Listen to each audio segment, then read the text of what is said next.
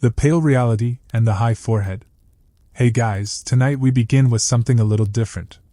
Go ahead and dim the lights, maybe grab that weighted blanket you've been meaning to use. Get comfortable. We're going to drift back in time tonight. Not to the loud, clashing battles or the screaming political arguments that usually take up history books. We're going to float into the quiet, drafty bedchambers of the medieval world. We're going to talk about vanity.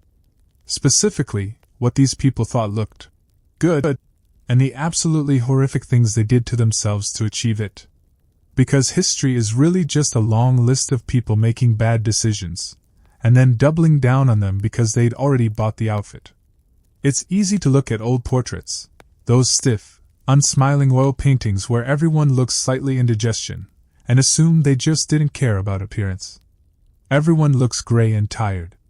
But the reality is, they cared immensely. In a world where life expectancy was depressing and your social standing was everything, how you presented yourself was crucial. It was a desperate attempt to impose order on a chaotic, smelly world. And make no mistake, the medieval world was incredibly smelly. We have to start there. Before we talk about makeup or fashion, we have to understand the baseline odor. Hygiene wasn't non-existent, exactly, but it was deeply suspicious. There was a prevailing theory for a while that too much bathing opened up the pores. And open pores let in miasmas, or bad air, which was thought to cause disease. So, by that logic, having a nice, thick layer of grime and natural oils on your skin was actually a protective shield. You weren't dirty, you were medically prudent.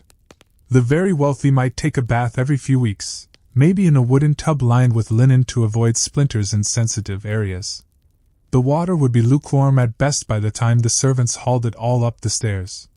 If you weren't wealthy, you might wash your face and hands in a basin in the morning, and call it a day.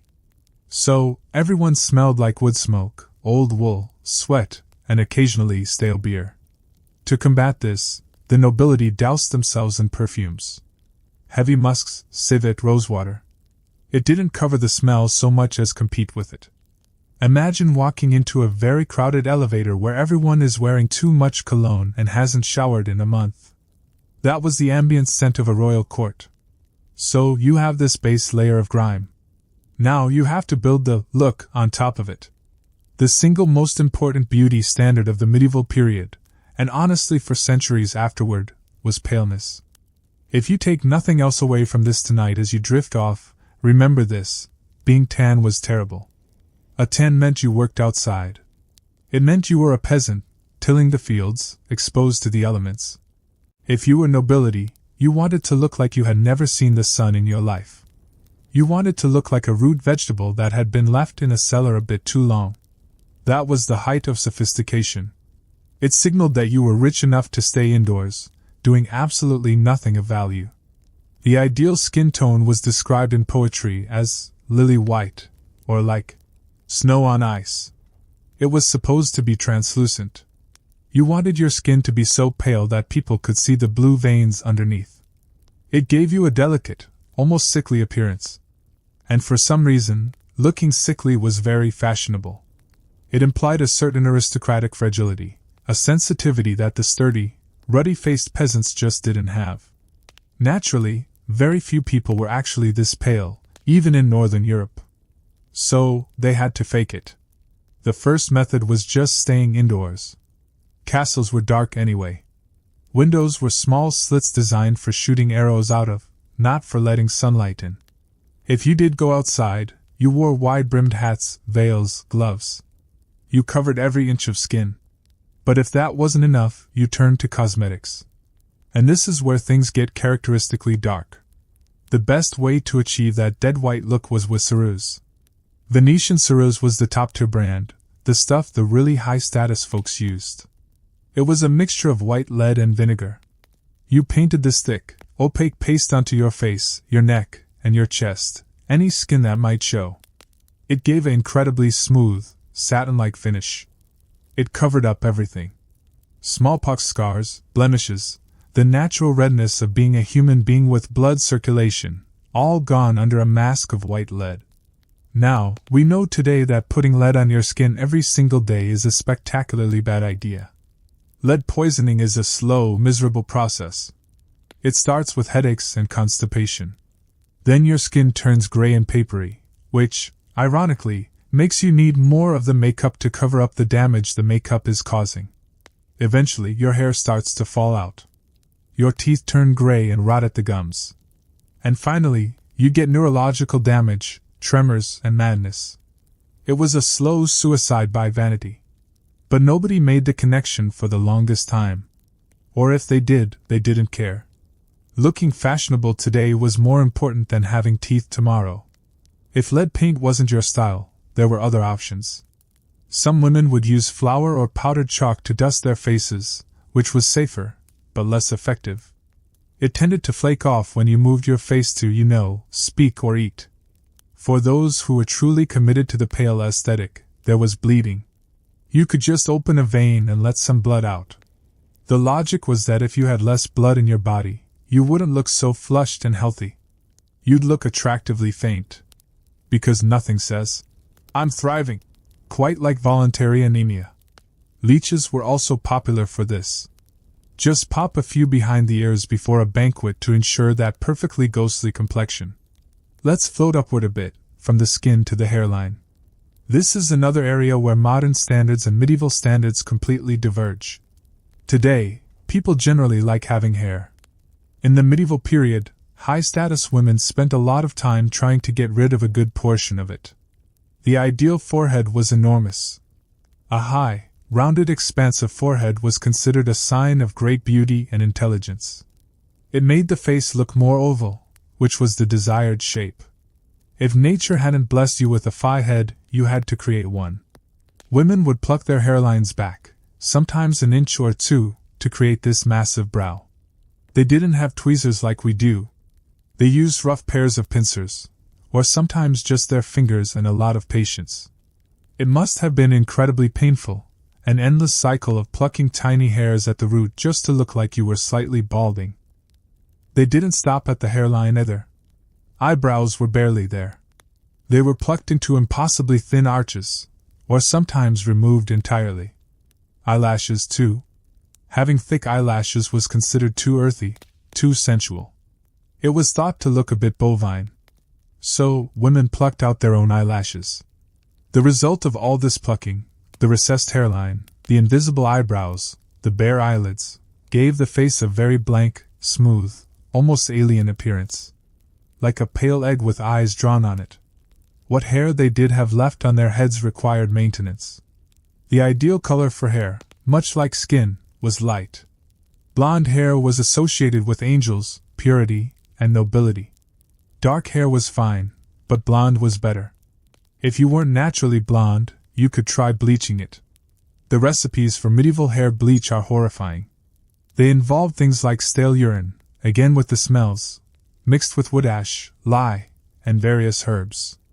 You would paste this caustic mixture onto your hair and then sit out in the sun for hours, hoping the chemical reaction would lighten your hair before it completely melted it. It often resulted in hair that was brittle, straw-like, and prone to breaking off. But again, the damage was just the price of beauty. Washing hair was an ordeal, so it wasn't done often. Maybe once a month. You'd use a lye soap, which is very harsh, made from animal fat and ashes. To combat the dryness, they would oil their hair heavily. So, between washes, you had this buildup of natural grease, added oil, stale urine bleach residue, and general environmental dust. This is probably why head coverings were so incredibly popular. It wasn't just modesty or religious piety, though those were factors. It was also practical. If your hair is a disaster of broken ends and greasy roots, and your hairline is red and inflamed from yesterday's plucking session, it's much easier to just throw a wimple over the whole thing. The wimple was a godsend. It was a piece of cloth that wrapped under the chin and over the head, framing the face. It covered the hair completely. It covered the neck.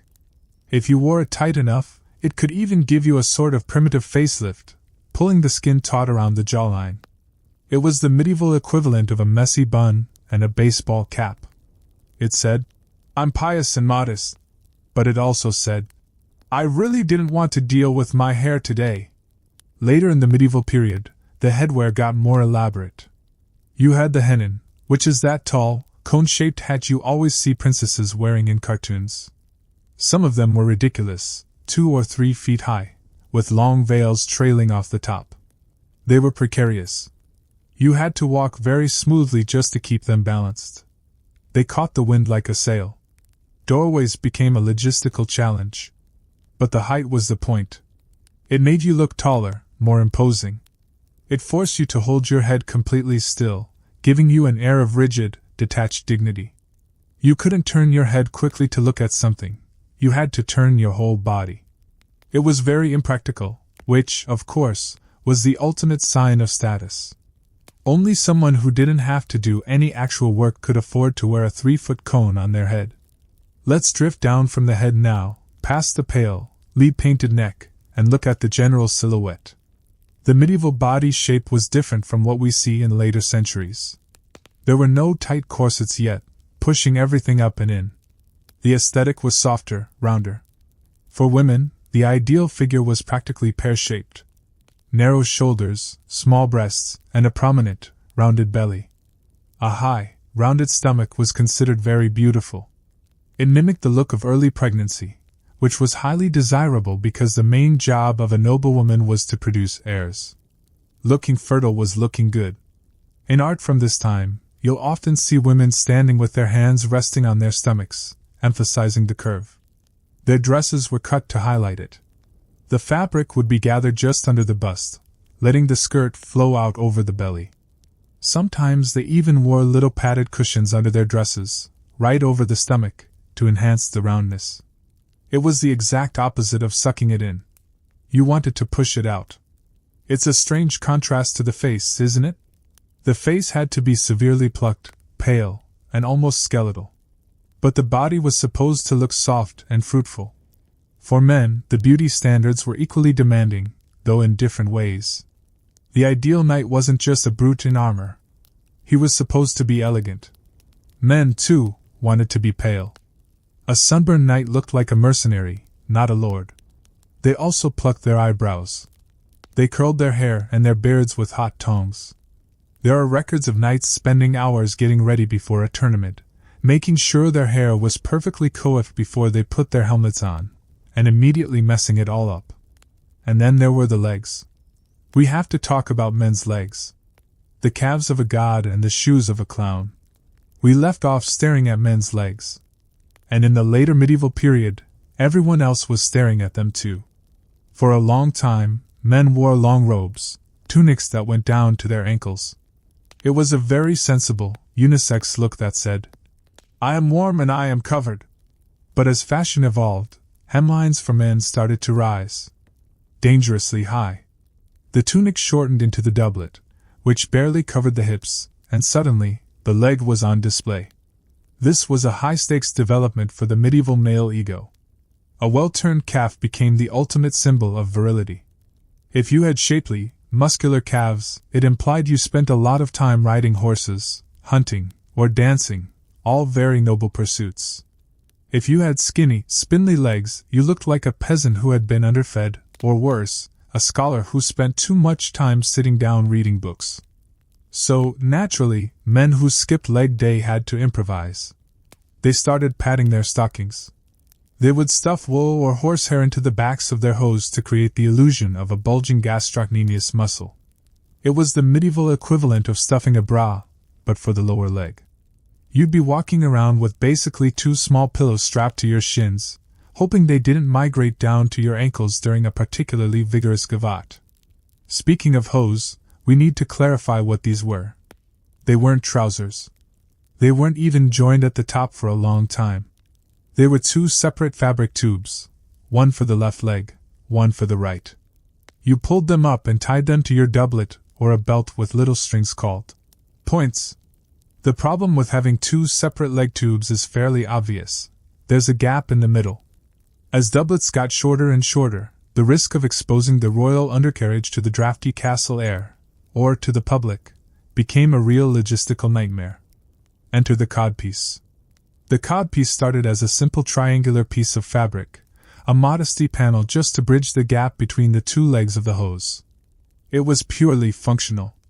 But because humans are incapable of leaving well enough alone, it didn't stay that way. By the late medieval and early Renaissance period, the codpiece had taken on a life of its own. It stopped being a piece of fabric and became a structured, padded, three-dimensional accessory. It protruded. It announced itself before the man even entered the room. It became a space for artistic expression. They were made of velvet, silk, or cloth of gold. They were embroidered with pearls and gemstones. Some were comically large, padded out with bombast, raw cotton or wool. It was a bizarre display of overcompensation. Kings and courtiers would walk around with these massive, decorated pouches that looked less like anatomy and more like they were smuggling an erratic squirrel in their pants. And in a way, they were smuggling things. The codpiece was often used as a pocket. Men would keep coins, handkerchiefs, or even snacks in there. Imagine reaching into your codpiece to offer someone a dried figure. It was a different time. There's a deep irony here, particularly with someone like Henry VIII, who sported a massive codpiece in his portraits. It projected strength, fertility, and endless vitality. Meanwhile, in reality, the man was falling apart, riddled with gout and leg ulcers, struggling to produce a male heir. The bigger the codpiece, usually, the more desperate the man was to prove he was still functional. Now, let's look down at the feet. If the legs were padded and the midsection was artificially enhanced, the feet were just long. We have to talk about the plain, also known as the Crakow shoe, named because the style supposedly came from Crakow, Poland. These were shoes with incredibly long, pointed toes. And when I say long, I don't mean a stylish little taper. I mean inches and inches of empty leather extending past the toes. The length of your shoe point was legally regulated by your social standing. This was part of the sumptuary laws, rules that dictated what you could wear based on how rich you were. A commoner might be allowed a point of 6 inches. A knight could have 12. A prince or a royal could have shoe points up to 24 inches long. That is 2 feet of shoe, flopping around in front of you. Walking in these things was a learned skill. You couldn't just step, you had to do a sort of high-stepping waddle to keep the tips from catching on the cobblestones. Stairs were a death trap. Kneeling to pray, which you had to do a lot, was awkward because your shoes would poke the person in front of you. To keep the tips from curling up or getting floppy, they would stuff them with moss or hair.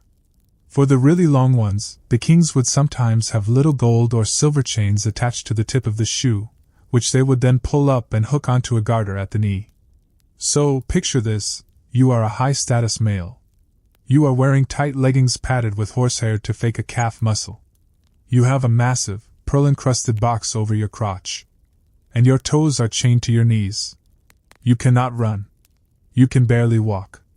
You are completely incapacitated by your own fashion. And that was the ultimate power move. It showed you didn't need to be mobile. You had people to fetch things for you. The church, famously, hated these shoes. They called them Satan's claws. They claimed the long toes prevented men from kneeling properly before God. They also thought they looked phallic, which, given the codpiece situation upstairs, was probably a fair critique. But the more the priests complained, the longer the shoes got. Fashion always wins over piety. Let's drift back up the body now, past the knees, past the waist, and return to the face. Specifically, the mouth. We mentioned earlier that people didn't smile in portraits. There's the obvious reason. Holding a smile for the 4 hours it takes to paint a face is physically painful. You'd get a cramp. But there was another reason. Nobody had good teeth. Dental hygiene in the medieval world was rough. It wasn't that they didn't try. They did. They knew that bad breath was offensive, and that toothaches were agony. But their tools were limited. There were no toothbrushes yet. Instead, people used a chewing stick, usually a twig from a hazel or rosemary bush with the end frayed into a little brush. They would rub their teeth with a rough linen cloth dipped in various mixtures. Some of these mixtures were okay, crushed herbs, salt, maybe some mint. Others were less okay. A popular recipe for tooth powder involved grinding up cuttlefish bones, eggshells, or pumice stone. Essentially, they were sanding their teeth down. It got the plaque off, sure, but it also took the enamel with it.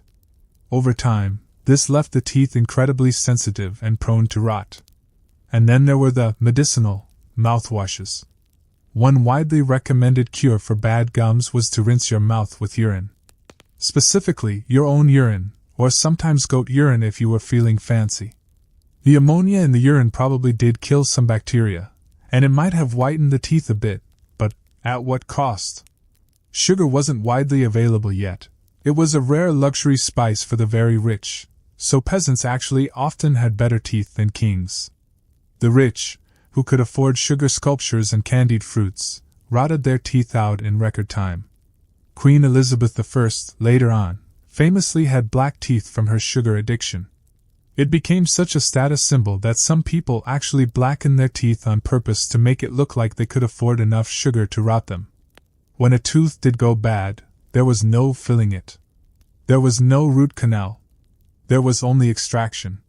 You would go to the barber surgeon. This was a guy who would cut your hair, trim your beard, and then pull your molar with a pair of rusty pliers, all in the same chair. There was no anesthesia. Maybe a swig of wine if you were lucky. They had a tool called a pelican, which looked like a medieval torture device because it was a medieval torture device. It hooked over the tooth and levered it out, often taking a chunk of the jawbone with it. The prevailing theory for tooth pain was tooth worms. People believed there were tiny worms living inside the teeth, gnawing at the roots. To get them out, they would inhale the smoke of burning henbane seeds. This is a hallucinogen. It didn't kill the worm, because the worm didn't exist, but it probably made you high enough to forget your face was throbbing for an hour or two. So, when you see those stoic, tight-lipped portraits, it's not just dignity. It's a man hiding a mouth full of gray stumps, ground down by cuttlefish bone and rinsed with pee. Let's float over to another aspect of the head, the eyes. We mentioned plucking the eyebrows and lashes, but what about the eyes themselves? The medievals loved bright, sparkling eyes. Star-like was the compliment you wanted. To achieve this, women would sometimes drop belladonna into their eyes. Belladonna, also known as deadly nightshade. The name belladonna literally means beautiful woman. The plant contains atropine, which dilates the pupils. It makes your eyes look huge, dark, and limpid. It's very striking. It mimics the physiological response of being in love or aroused. The side effects, however, were less romantic. Belladonna is, as the name suggests, poison. Using it in your eyes caused blurry vision. You couldn't read or do needlepoint, but again, if you were rich, you didn't need to do those things. Long-term use could lead to light sensitivity, heart palpitations, and eventual blindness. But for that brief window of time, you had huge, glistening doe eyes that couldn't see the wall 3 feet in front of you. You would stumble around the castle, pupils blown wide open, squinting at the torches, looking absolutely gorgeous and completely disoriented. Let's step back and look at the overall silhouette again, specifically regarding colors. We live in a world of fast fashion where you can buy a shirt in any color of the rainbow for $5. In the medieval world, color was technology. It was chemistry. And it was heavily policed. If you saw someone walking down the muddy street in a bright, saturated red robe, you knew instantly they were powerful. Red dye, made from the kermes insect or madder root, was expensive. But the ultimate flex was purple. Or blue. Royal blue and purple required dyes that had to be imported from miles away, often extracted from tiny sea snails or rare minerals like lapis lazuli. The process of making these dyes was foul-smelling and labor-intensive. The dyer's quarter in a medieval city was usually located downstream because the runoff was toxic and the smell was unbearable. A mix of rotting shellfish, urine, used as a mordant to set the dye, and sulfur. So, beautiful clothes literally smelled like death during the manufacturing process. By the time the king wore them, they had been washed and perfumed, hopefully. The peasantry was stuck with the sad colors. Russet, dull greens, browns, grays. Colors obtained from cheap plant dyes like woad or walnut shells. These colors faded quickly in the sun, turning into a vague, muddy beige. This visual coding was so strict that if a merchant tried to wear a color that was above his station, he could be fined or have the clothes stripped off him in the street. You couldn't just dress for the job you wanted. You dressed for the job you had, and if you tried to upgrade, the law would physically put you back in your beige tunic. There was one color, however, that was surprisingly controversial: yellow. In many parts of medieval Europe, yellow was the color of outsideness. It was sometimes used to mark heretics or people of non-Christian faiths. It was associated with bile and treason. Judas Iscariot was often painted wearing yellow. So, trying to pull off a yellow dress was a risky fashion move. You had to make sure it was a gold, yellow, implying wealth, not a lemon, yellow, implying you were about to be exiled. The line between golden sun goddess and social pariah was just a slightly different ratio of saffron dye. Let's take a moment to talk about the mirror. How did these people even know what they looked like? They didn't have the crystal clear, silverback glass mirrors we have today. Those came later, thanks to the Venetians. Medieval mirrors were usually made of polished metal, bronze, steel, or silver. They were small, often the size of a compact. The reflection was dim and slightly distorted. You looked a bit like you were reflected in the back of a spoon. So, when a woman applied her lead paint or plucked her hairline, she was doing it based on a murky, brownish reflection. She couldn't see the pores or the caking. She just saw the general contrast of light and dark. This might explain why the makeup was so heavy-handed. If you can barely see yourself, you have to paint with bold strokes. You need high contrast just to register in the mirror. It also meant that people's self-image was much vaguer. You didn't obsess over a tiny wrinkle or a single blackhead because you literally couldn't see it.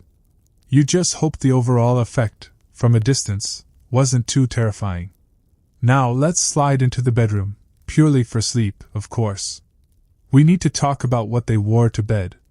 For a long time, the answer was nothing. Most medieval people slept naked. It was practical. Clothes were expensive and difficult to wash. You didn't want to sweat in your good linen shift all night. Plus, in a shared bed, and beds were often shared by whole families or even strangers at an inn, body heat was a valuable resource. But as we get into the later medieval period, the nightshirt starts to appear for the wealthy. And with it, the nightcap. The nightcap wasn't just a goofy hat for cartoons. It was considered a health necessity. The belief was that you lost heat through your head, and that cold drafts could enter the ears and cause illness. So men and women would wrap their heads tight before hitting the pillow. It also protected the bed linens from the oil and grease in the hair that we talked about earlier. Remember, hair washing was a monthly event. You didn't want to rub a month's worth of accumulated soot and styling lard onto your expensive goose feather pillow. So, picture our fashionable medieval noble now, ready for bed. They have washed their face, revealing the gray, lead-damaged skin underneath. They have taken off the massive headdress or the padded codpiece. They have unstrapped the fake calves. They have removed the false teeth or the wig, if they had them. They put on a linen sack and a tight cap. Stripped of the artifices, the beauty dissolves instantly. The glamorous, imposing figure of the court becomes a pale, shivering human being with bad breath and a receding hairline, climbing into a box bed, drawing the heavy velvet curtains to shut out the cold and the ghosts, and hoping to survive another night. It's a vulnerable image. And it reminds us that all this effort, the pain, the poison, the plucking, was just a costume. A very expensive, very uncomfortable costume designed to hide the fact that everyone was just trying to make it through a difficult life. Let's float away from the general population now and focus on a specific case study. A family that took the idea of beauty and bloodline and twisted it into something truly unique. We need to talk about the Habsburgs. You cannot discuss royal aesthetics without discussing the chin. The Habsburg jaw. It is the single most famous facial feature in European history, and it is a testament to what happens when your family tree is a circle. The Habsburgs were a powerful dynasty.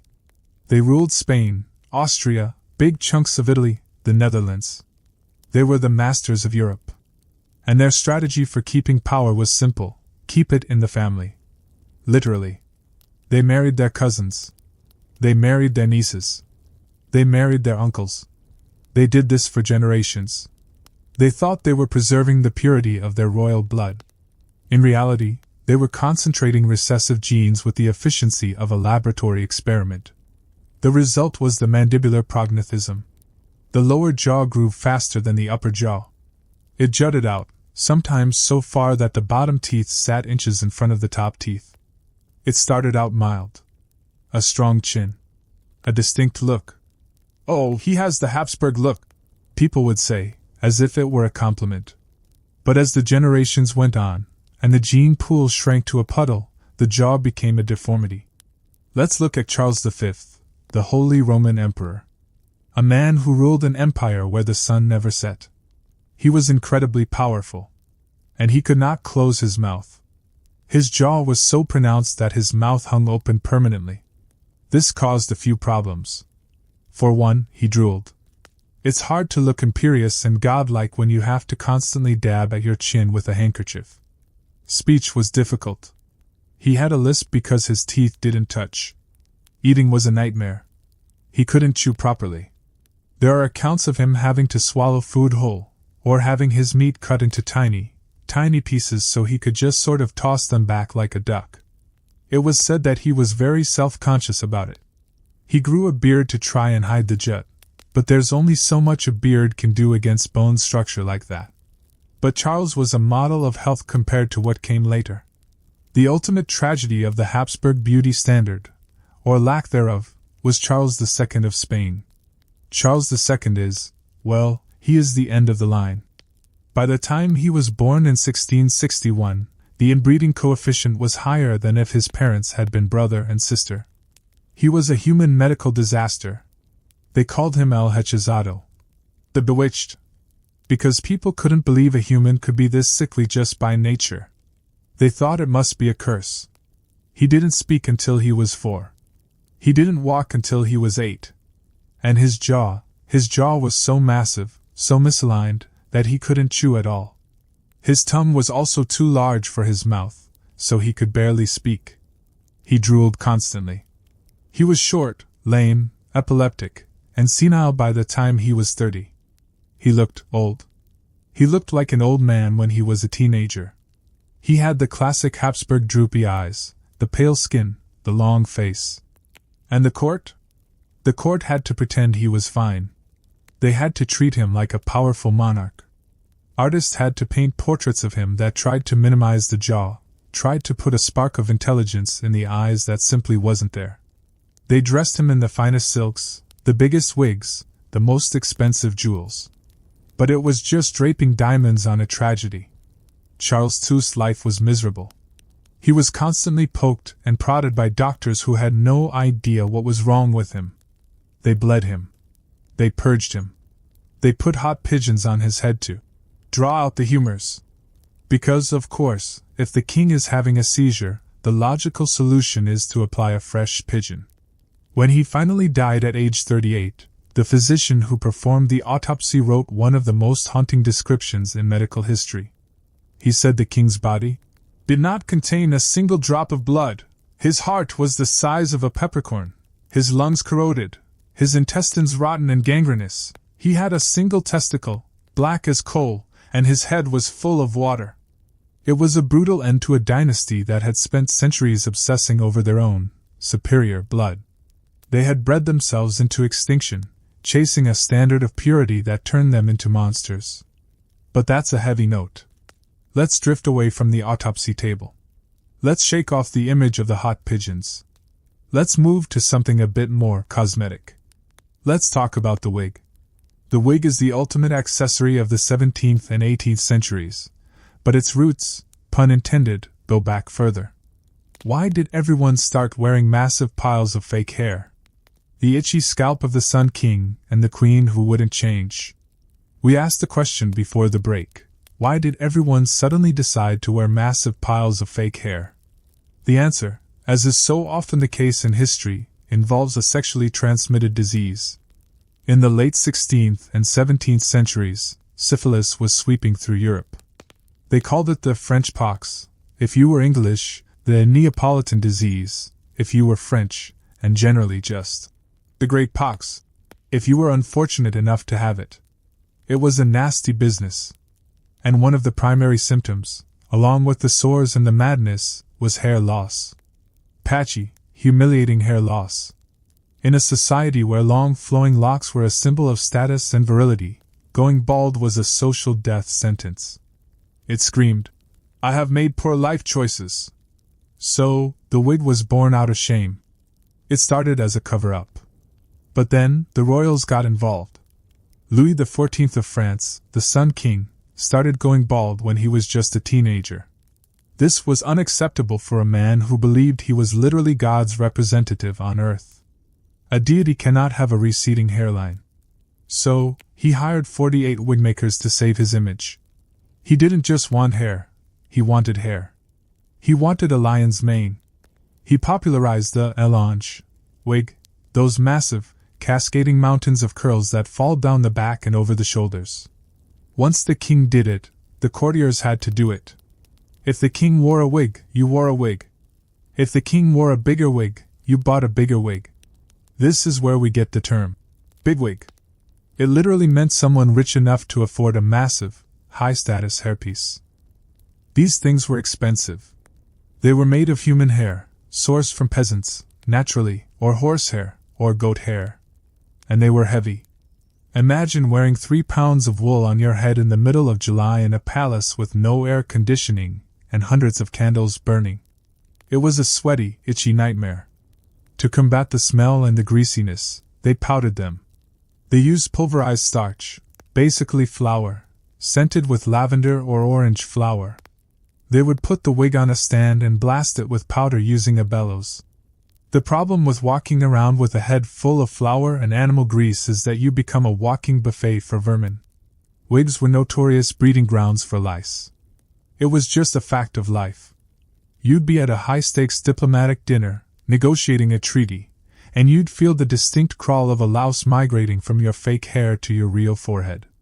It was considered polite to ignore it. But they also had tools. High society folks carried scratching rods, long, slender sticks made of bone or silver, that they could slide elegantly under their wigs to scratch an itch without knocking the whole structure askew. And when you took the wig off at night, you couldn't just leave it on the dresser. Rats would eat it. Wigs had to be stored in special cages or on high stands to keep the local wildlife from nesting in your hairpiece. So again, we have this image of absolute grandeur, the Sun King, radiant in his velvet and gold, built on a foundation of syphilis, sweat, lice, and rat-proofing. But Louis XIV didn't just manipulate his hair. He manipulated his height. Louis was not a tall man. He was about 5 feet 4 inches. This was average for the time, but average is not a word a king likes to hear. He wanted to tower over his subjects. The massive wig added about 6 inches. But he needed more. So, he invented high heels. Well, he didn't invent them. Persian cavalrymen had used them for riding, but Louis made them fashion. He wore shoes with 4 or 5-inch red heels. The red was important. Only the king and his favored courtiers were allowed to wear red heels. It was a visual velvet rope. If you looked down and saw red heels, you knew that person was in the inner circle. But walking in 5-inch heels and a 10-pound wig requires a very specific posture. You can't stride. You have to mince. You have to glide. It changed the way the court moved. It slowed everything down. It made everyone look very deliberate and theatrical, mostly because they were terrified of falling over. Let's drift away from the French court now. Let's leave the Sun King to his scratching rod. I want to float south, over the Pyrenees to Spain. We talked about the Habsburg jaw earlier. Now I want to talk about a specific Habsburg tragedy. A woman whose life was so sad, and so weird, that she became a legend. Juana of Castile. Often called Juana la Loca, or Juana the Mad. Juana was the daughter of Isabella and Ferdinand, the power couple who funded Columbus. She was a prime commodity in the royal marriage market. She was shipped off to marry Philip of Burgundy. Philip was known as Philip the Handsome, and by all accounts, he was very good-looking. He was also a terrible husband. He was vain, unfaithful, and ambitious. He treated Juana poorly. But Juana was obsessed with him. It was an intense, consuming, unrequited love. When he ignored her, she fell apart. When he cheated on her, she screamed and attacked his mistresses with scissors. She was volatile. Then, Philip died suddenly. He was only 28. Juana was devastated. But devastated doesn't quite cover it. She refused to leave his side. When they tried to bury him, she wouldn't let them. She had the coffin open to make sure he was still there. She started to believe, or hope, that he might wake up. There was a prophecy she clung to about a king rising from the dead. So, Juana decided to take Philip on a road trip. For months she traveled across Spain with her husband's hearse. She insisted on traveling at night, by torchlight, because she said, "A woman in my situation should not see the sun.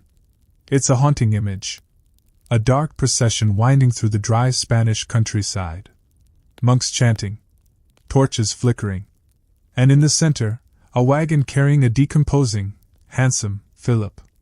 Juana's behavior during this trip got stranger and stranger. She became incredibly jealous of the corpse. She wouldn't let any other women near the coffin. At one point, the procession stopped at a convent for the night. When Juana realized the convent was run by nuns, women, she panicked. She ordered the coffin to be moved immediately, out into the fields. She made the entire court sleep outside in the wind and cold rather than risk her dead husband being in the same building as a nun. Her personal hygiene, which had been royal standard, completely collapsed. She stopped washing. She stopped changing her clothes. She wore the same black wool dress until it was stiff with dirt. She refused to sleep in a bed, preferring to curl up on the floor. Her father, Ferdinand, and later her son, Charles, the one with the jaw we talked about earlier, eventually had her locked up. They put her in the castle of Tordesillas. She stayed there for 46 years. 46 years in a dark room. She often refused to let them clean her or the room. She would sit in squalor, convinced that evil spirits were trying to attack her. She would scream at the servants if they tried to bring fresh linens. It's a stark contrast to the painted, powdered vanity of the French court. Here was a queen who completely rejected the aesthetic world. She wallowed in the reality of decay.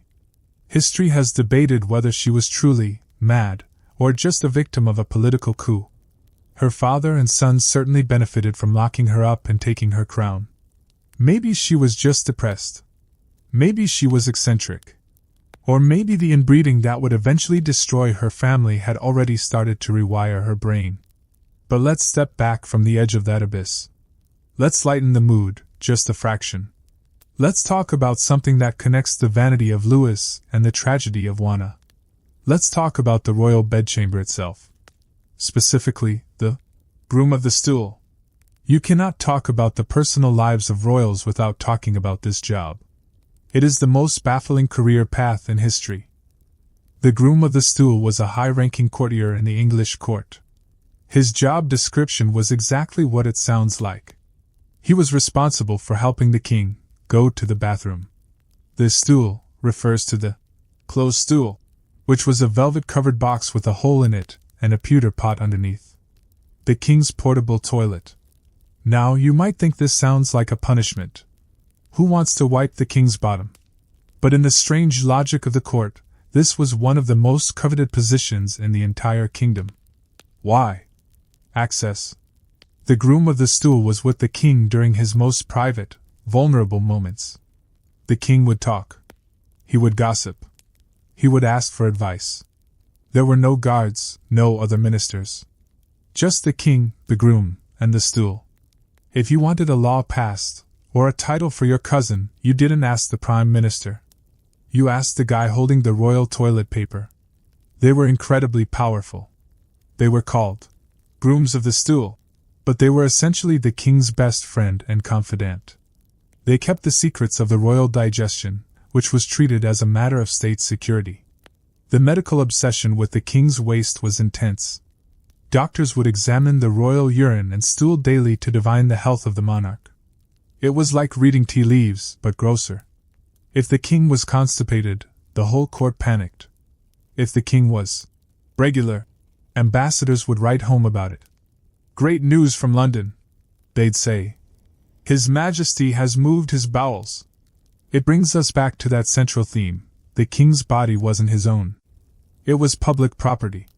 His hair, his face, his legs, his digestion, it was all a performance. Even birth was a performance.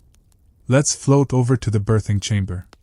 If you think the bathroom situation was crowded, wait until you see a royal birth. When a queen went into labor, she didn't get a private room with dim lighting and Enya playing. She got an audience. It was crucial to prove that the baby was actually royal. They couldn't risk a changeling situation where a dead royal baby was swapped for a live peasant baby. So, witnesses were required. And not just the doctor and the midwife. We're talking bishops, ministers, ambassadors, and random high-ranking nobles. When Marie Antoinette gave birth to her first child, the room was so crowded that she almost fainted from the heat and the lack of oxygen. People were climbing on top of the furniture to get a better look. There were chimney sweeps clinging to the mantelpiece. Imagine being in active labor, in pain, terrified, and looking up to see 50 men in wigs staring at you, taking notes. It was a chaotic, unhygienic circus. The windows were sealed shut to keep out bad air. The fire was roared up to keep the baby warm. The smell of sweat, unwashed bodies, and tension must have been overwhelming. And after the baby was born, the scrutiny didn't stop. The child was immediately handed over to a team of wet nurses and governesses. The queen often barely saw her own children. They were swaddled tight. And I mean tight. Medieval and Renaissance swaddling wasn't just a gentle burrito wrap. It was closer to mummification. They believed that babies were soft and moldable, like clay. If you didn't strap them to a board and wrap them tightly in bands of linen, their limbs would grow crooked. They thought the baby would literally fall apart or grow into a blob if not mechanically restrained. So, the royal infant spent the first few months of its life immobilized, staring at the ceiling, unable to move a muscle. It's a wonder they learned to walk at all. Let's take a gentle transition here. We've looked at the adults and the babies. Let's look at the in-between phase. The royal education. Or, more accurately, the royal lack of education. You'd assume that a future king would be the most educated person in the land. And sometimes they were. Elizabeth I was a genius who spoke multiple languages. But often they were neglected. Take the case of the whipping boy. This is a concept that sounds made up, but it was real. A young prince could not be punished. His body was sacred. Only God could punish the king, so only God, or the king himself, could punish the prince. The tutor couldn't hit him. So if the prince failed his Latin lesson, or threw a tantrum, the tutor would bring in the whipping boy. This was a noble companion, usually a friend of the prince, who had grown up with him. The tutor would beat the whipping boy in front of the prince. The theory was that the prince would feel so guilty seeing his friend suffer for his mistakes that he would study harder next time. It relied entirely on the prince having empathy. If the prince was a sociopath, which, let's be honest, many of them were, it didn't work at all. The prince would just sit there, watching his friend get thrashed, thinking, "Glad that's not me." It created a strange dynamic. The future king learned that his actions had consequences, but only for other people. That is a dangerous lesson to teach a child who will one day have the power to declare war. It explains a lot about history, doesn't it? Let's drift back to the physical body one last time for this section. We talked about legs and shins. Let's talk about the stomach. Gluttony was a sin, technically.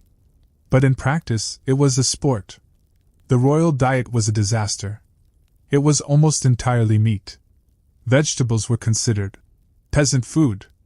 They grew in the dirt, so they were low status. Fruit was suspect unless it was cooked. So, the menu was roasted peacock, swan, beef, mutton, porpoise. Yes, they ate porpoise.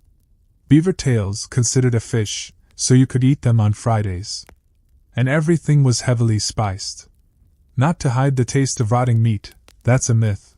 Royals got fresh meat, but to show off wealth. Spices like cinnamon, nutmeg, and cloves were incredibly expensive imports.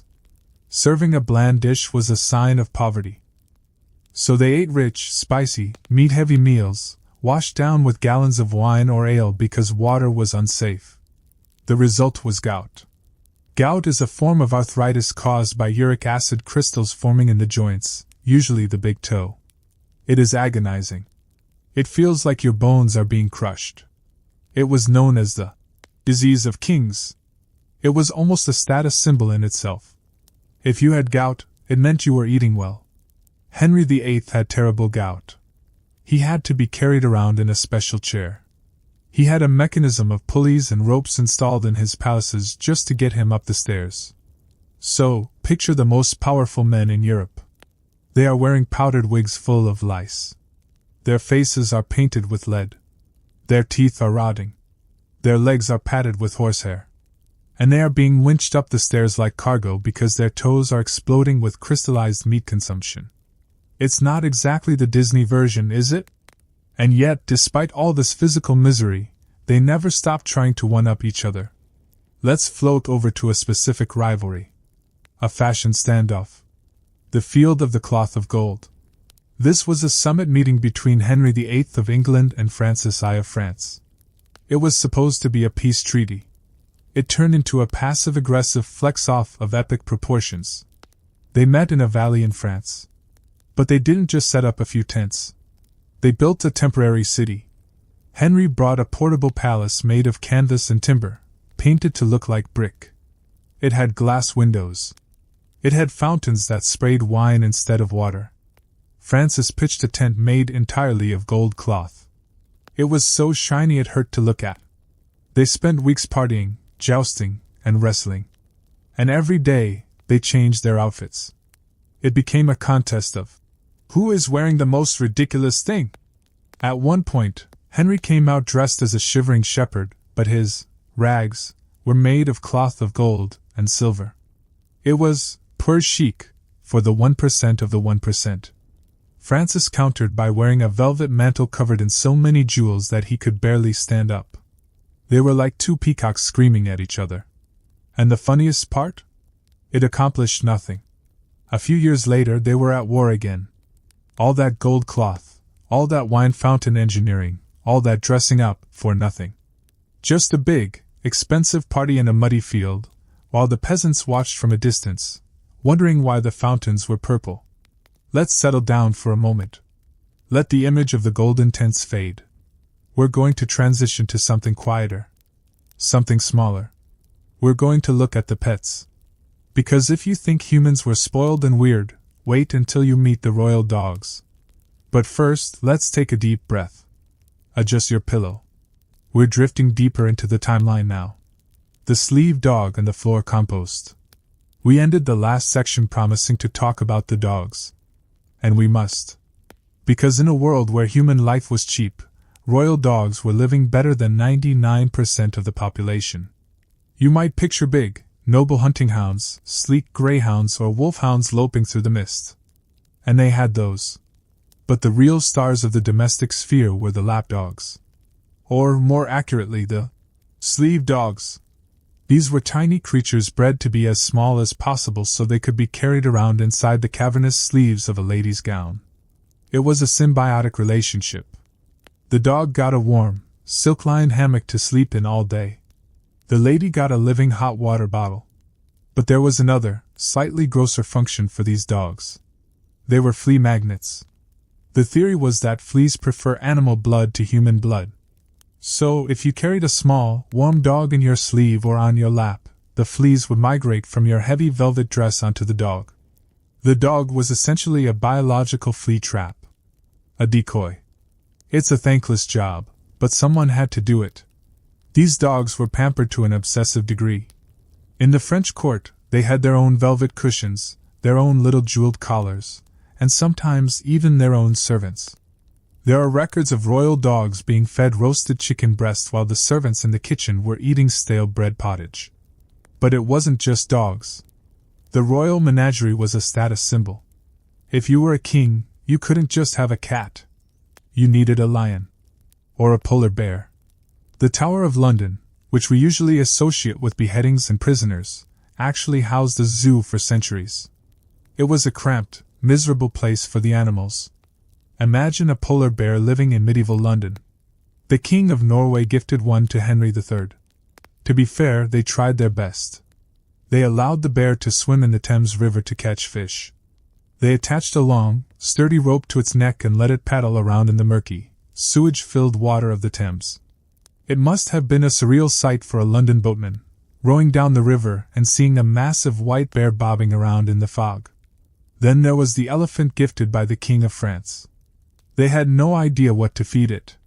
They gave it meat. They gave it wine. It didn't survive long. But the strangest pets in the castle weren't animals at all. They were people. We have to talk about the court jester. The fool. In movies, the jester is a witty guy in a funny hat who juggles and makes sharp political satire. And sometimes that was true. There were artificial fools, smart men pretending to be silly for a paycheck. But more often the jesters were natural fools.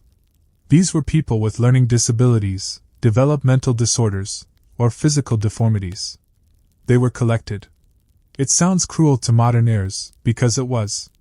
If a child was born with a hunchback, or dwarfism, or a cognitive delay, they might be sold to a noble household. They were kept as curiosities. They were dressed in motley, those bright, mismatched patchwork clothes, so they would look chaotic and other. The theory was that these natural fools were closer to God because they were innocent. They lacked the guile and deceit of the regular courtiers. Therefore, they could speak the truth. They could say things to the king that a duke would get executed for saying. They were the all-licensed fool. They could mock the king's nose, or his bad decisions, and everyone would laugh. It was a safety valve for the court. A way to release tension. But their lives were precarious. They slept on the floor outside the king's door, like a guard dog. They were often teased or tormented by the other courtiers. And if the king was in a bad mood, the license to be funny could expire very quickly. A whip was never far away. Yet there was often a strange, genuine bond between the king and his fool. In a world where everyone was lying to you, trying to manipulate you, or plotting to take your throne, the fool was the only person with no agenda. They were the only safe friend. Henry VIII, for all his tyranny, loved his fool, Will Somers. Will was one of the few people who could calm Henry down when his leg ulcer was flaring up and he was in a murderous rage. Will would just sit there, cracking gentle jokes, distracting the most dangerous man in England, effectively talking him off the ledge. Let's leave the people for a moment, the kings, the queens, the fools, and look at the stage they were standing on. Let's look at the castle floor. We have this romantic image of castle interiors. Beautiful stone flags, maybe some elegant rugs. In reality, the floor was covered in rushes. Rushes are dried reeds or straw. They were scattered over the stone floors to provide insulation.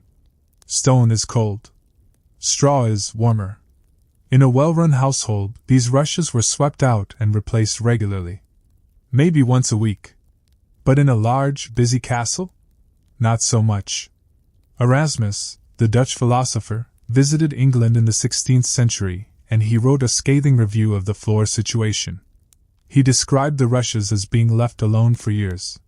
He said that the top layer might be fresh, but underneath was an ancient, festering accumulation of, and I quote, spittle, vomit, leakage of dogs and men ale, scraps of fish, and other abominations not to be mentioned. The floor was a compost heap. You were walking on a mattress of rotting garbage. When the weather changed, or the castle warmed up in the summer, the smell would rise up from the floorboards. To combat this, they would scatter sweet-smelling herbs like lavender, meadowsweet, or rosemary on top of the rushes.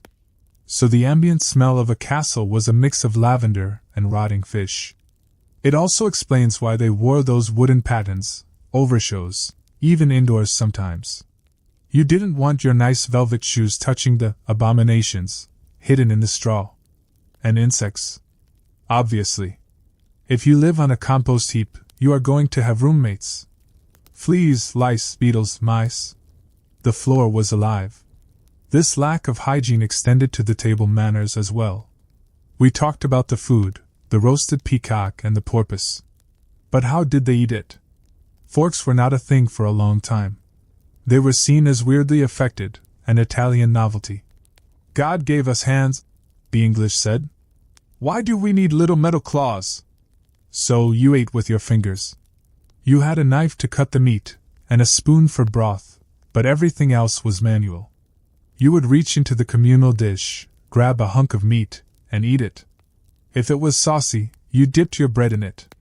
Napkins were rare. So, what did you do with your greasy fingers? You wiped them on the tablecloth. Or, if you were less polite, you wiped them on your coat. Or on the dog we mentioned earlier. Another reason the dogs needed baths. There were etiquette books, though. They had to tell people the basics. These books contain rules like: do not spit on the table. Do not pick your teeth with your knife. Do not blow your nose into your fingers and then reach for the meat. The fact that these rules had to be written down tells you everything you need to know about what people were actually doing. Let's drift from the dining hall to the corridors. Or rather, the lack of them. Early medieval castles didn't really have hallways. Rooms just opened into other rooms. To get to the bedroom, you had to walk through the living room, the solar, and maybe a guard chamber. This meant privacy was a concept that simply didn't exist. You were never alone. If you were a lord, your bedroom wasn't a private sanctuary. It was a semi-public office. You held meetings in bed. You dictated letters in bed. People came in and out while you were dressing. The bed itself was massive, often a four-poster with heavy curtains. These curtains weren't just for decoration. They were the only privacy you had. Closing the curtains was the medieval equivalent of locking the door. Inside the curtains, it was its own little room. You could trap the body heat in there. But you also trapped the stale air, the bedbugs, and the smell of the chamber pot which was usually slid under the bed. And you weren't necessarily alone in the bed either. Servants sometimes slept on trundle beds that pulled out from under the main bed. Or they slept on the floor, on the rushes, at the foot of the bed. Imagine trying to sleep with your boss snoring above you and the abominations of the floor beneath you. Let's float outwards now, away from the personal and the domestic, and look at the city outside the castle walls. If the castle was smelly and crowded, the city was a sensory assault. Medieval streets were narrow, winding, and dark. The houses were built with jetties, upper stories that stuck out further than the ground floor. In some narrow lanes, the upper stories of houses on opposite sides of the street would almost touch. This blocked out the sky, creating a perpetual twilight tunnel. There was no garbage collection. There were no sewers. There was a gutter running down the middle of the street. People would throw their slops, the contents of those chamber pots, out of the window. There was a law that said you had to yell, "Garde la!" from the French garde à l'eau, watch out for the water, before you threw it.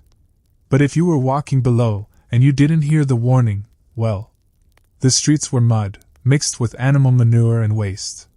This is why people wore pattens, wooden platforms strapped to their shoes. It lifted you a few inches out of the muck.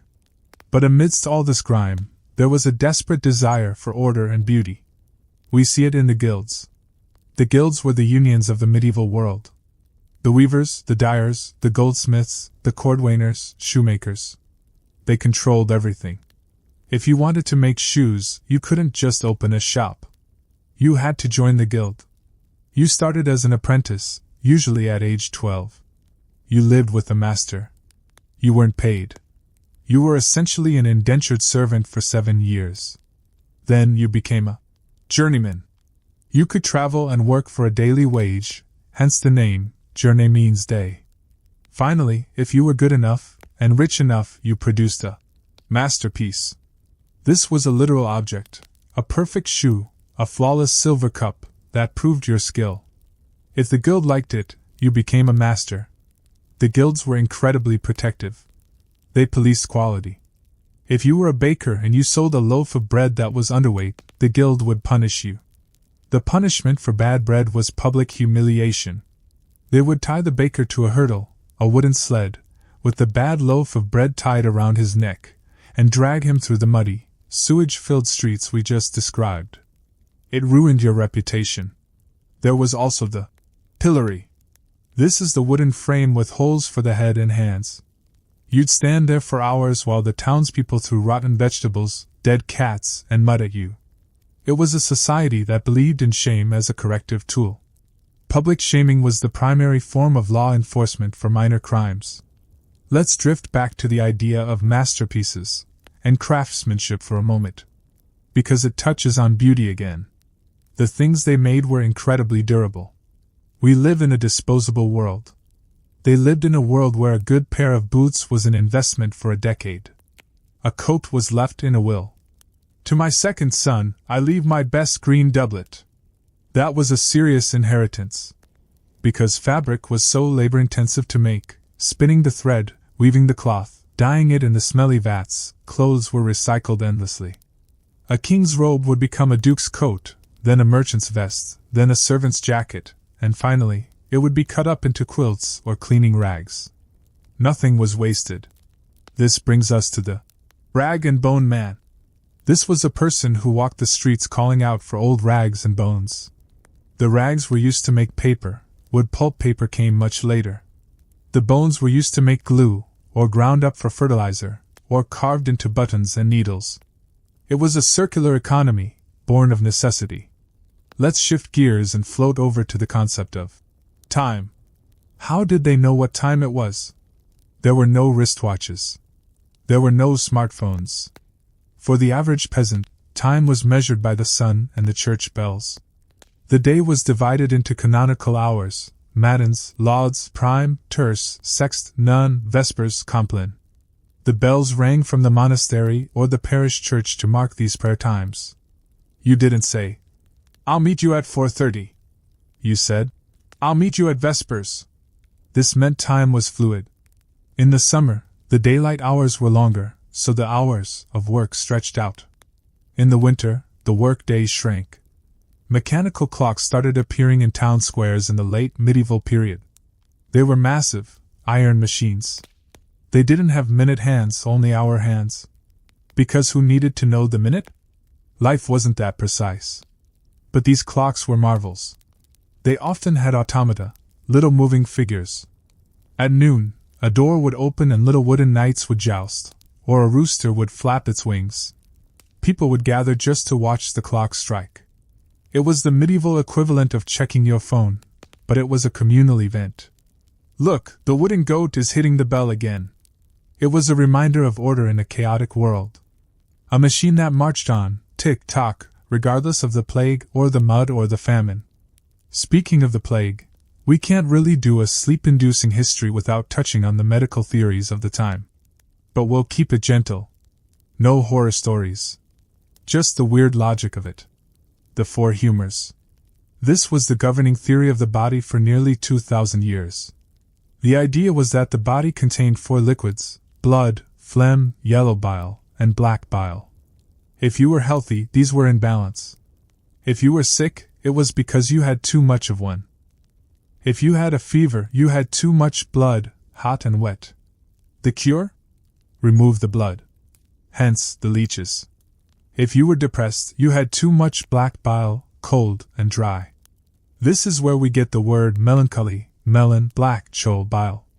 Your personality was determined by your dominant humor. If you were sanguine blood, you were happy, amorous, and optimistic.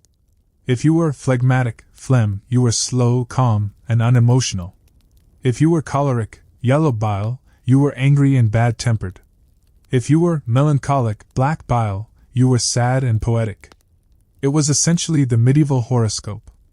"Oh, don't mind him, he's just very choleric today." Doctors would prescribe diets to balance your humors. If you were too phlegmatic, cold and wet, you needed to eat hot, dry foods. like pepper and mustard. You shouldn't eat fish, cold and wet, or cucumber. It's a beautiful, symmetrical system. It makes perfect logical sense. It just happens to be completely wrong physiologically. But it gave them a sense of control. If you felt sick, it wasn't just random bad luck. It was a fluid imbalance that could be fixed with a spicy dinner or a good bleeding. Let's drift back to the bedroom one last time for this section. We've talked about the bed, the curtains, the floor. What about the night itself? They didn't necessarily sleep for 8 hours straight. There is a lot of evidence for biphasic sleep. They would go to bed when it got dark, around 8 or 9 p.m. They would sleep for about 4 hours. This was the first sleep. Then, around midnight or 1 a.m., they would wake up. They would stay awake for an hour or two. This was the watch. People would use this quiet, dark time to pray, to read, if they were rich and had candles, to talk to their bedmates, or to conceive children. It was considered a very peaceful, liminal time. The world was silent. The work was done. Then they would go back to sleep for another 4 hours. This was the second sleep. It sounds actually quite nice, doesn't it? A built-in break in the middle of the night to just exist, without the pressure of the day. No alarm clocks. Just the natural rhythm of the body and the dark. So, as you lie here now, maybe you are in your first sleep. Or maybe you are in your second sleep. It doesn't matter. The castle is quiet. The rushes have been swept, mostly. The fire is banking down in the grate. The tapestry is fluttering slightly in the draught, showing a scene of a unicorn that looks more like a goat. The spaniel in the sleeve is snoring. The king is asleep, his mouth open, his jaw jutting at the ceiling. The fool is asleep on his mat. And outside, the watchman walks the wall, looking out over the sleeping, smelly, beautiful, terrible city, and cries out, "All is well!" The public shirt and the holy toe. We left the castle sleeping in shifts, drifting between the first and second sleep. But eventually the sun comes up. And for a king, waking up wasn't just a matter of rolling out of bed and finding coffee. It was a spectator sport. We have to talk about the levee. This was the ceremonial rising of the monarch. In the French court of Louis XIV, who, let's be honest, is the main character of royal weirdness, this was choreographed down to the second. The king didn't just wake up. He was revealed. A crowd of courtiers would be waiting outside the bedroom door. These weren't servants. These were dukes, princes, the highest nobility in the land. They were fighting for the privilege of watching the king put on his pants. The ceremony had different entries. The first entry was for the family and the closest doctors. They got to see the king while he was still in bed, maybe still wearing his nightcap. Then came the grand entry. The doors were thrown open, and the rest of the court shuffled in. The king would get out of bed. Then the dressing began. And it was a complex relay race of garments. One servant would hand the king's shirt to a duke. The duke would hand it to the king's brother. The brother would hand it to the king. Why? Because hierarchy. You couldn't just have a valet hand the shirt directly if a prince was in the room. That would be a diplomatic incident. So, the king is standing there, shivering in the drafty room, half naked, waiting for his shirt to make its way down the social ladder. Every action was a status symbol. Who got to hold the candle? Who got to tie the king's shoe? Who got to take the nightshirt away? There was even a specific role for the person who held the king's glove. If you were the master of the wardrobe, you were a very big deal. You were essentially the CEO of the king's laundry, but that gave you access. It's bizarre to think about. These powerful men, who commanded armies and owned vast estates, spent their mornings standing in a line, hoping to be the one chosen to hand the king a handkerchief. It was a golden cage of etiquette. Now let's float from the dressing room to the chapel. Or rather, to the business of the church. Religion was the air they breathed. But it was also a marketplace. We need to talk about relics. In the medieval world, tourism was basically just pilgrimage. You didn't go to the beach, you went to a cathedral to see a holy object. and every cathedral needed a hook. They needed something to bring the crowds, and their money. So, the market for relics was booming. And it was, let's say, flexible with the truth. You could go to a church and see a vial of the Virgin Mary's breast milk. There were so many vials of this scattered across Europe that the theologian John Calvin later snarked that even if the Virgin had been a cow, she could not have produced such a quantity. You could see the straw from the manger. You could see a feather from the Archangel Gabriel, which was usually a peacock feather. You could see the finger bones of saints. There were enough pieces of the true cross circulating in Europe to build a medium-sized ship. But the people wanted to believe. It was a tangible connection to the divine in a hard world. And the churches got competitive. Oh, the church down the road has a finger of St. Peter? Well, we have his entire jawbone. And it cures toothache. It led to some dark comedy. Monks were known to steal relics from other monasteries. They called it sacred theft. They would break in, steal the bones of a saint, and bring them to their own church, claiming the saint wanted to move. Street Cuthbert came to me in a dream and said he hated the architecture at the old place. And then there were the indulgences. This was the ultimate in pay-to-win mechanics for the afterlife. The church taught that purgatory was a place where you burned off your sins before getting into heaven. It wasn't hell, but it wasn't pleasant. It was a waiting room with fire. So, the church started selling time off. You could buy a piece of paper, an indulgence, that certified you had donated money to the church, and in exchange, your time in purgatory was reduced by 500 years. Or 1,000 years. Tetzel, a famous indulgence seller, had a catchy jingle. As soon as the coin in the coffer rings, the soul from purgatory springs. It was a brilliant business model. They were selling an invisible product with infinite supply. It funded the building of St. Peter's Basilica in Rome. So, when you look at that magnificent architecture today, just remember, it was paid for by terrified peasants buying get-out-of-purgatory coupons. Let's drift away from the spiritual transactions and look at the romantic ones. Royal marriages. We grow up on fairy tales where the prince searches for the one girl who fits the glass slipper. In reality, the prince married the girl whose father owned the land next to his. Most royal couples didn't meet until the wedding day. Sometimes, not even then. They had proxy marriages. This is where the king would stay in his castle in Paris, and the princess would stay in her castle in Vienna. The king would send a representative, usually a duke, to Vienna. The duke would stand at the altar with the princess and marry her on behalf of the king. To make it legally binding, they sometimes had to simulate the consummation. The princess would lie in a bed, fully clothed.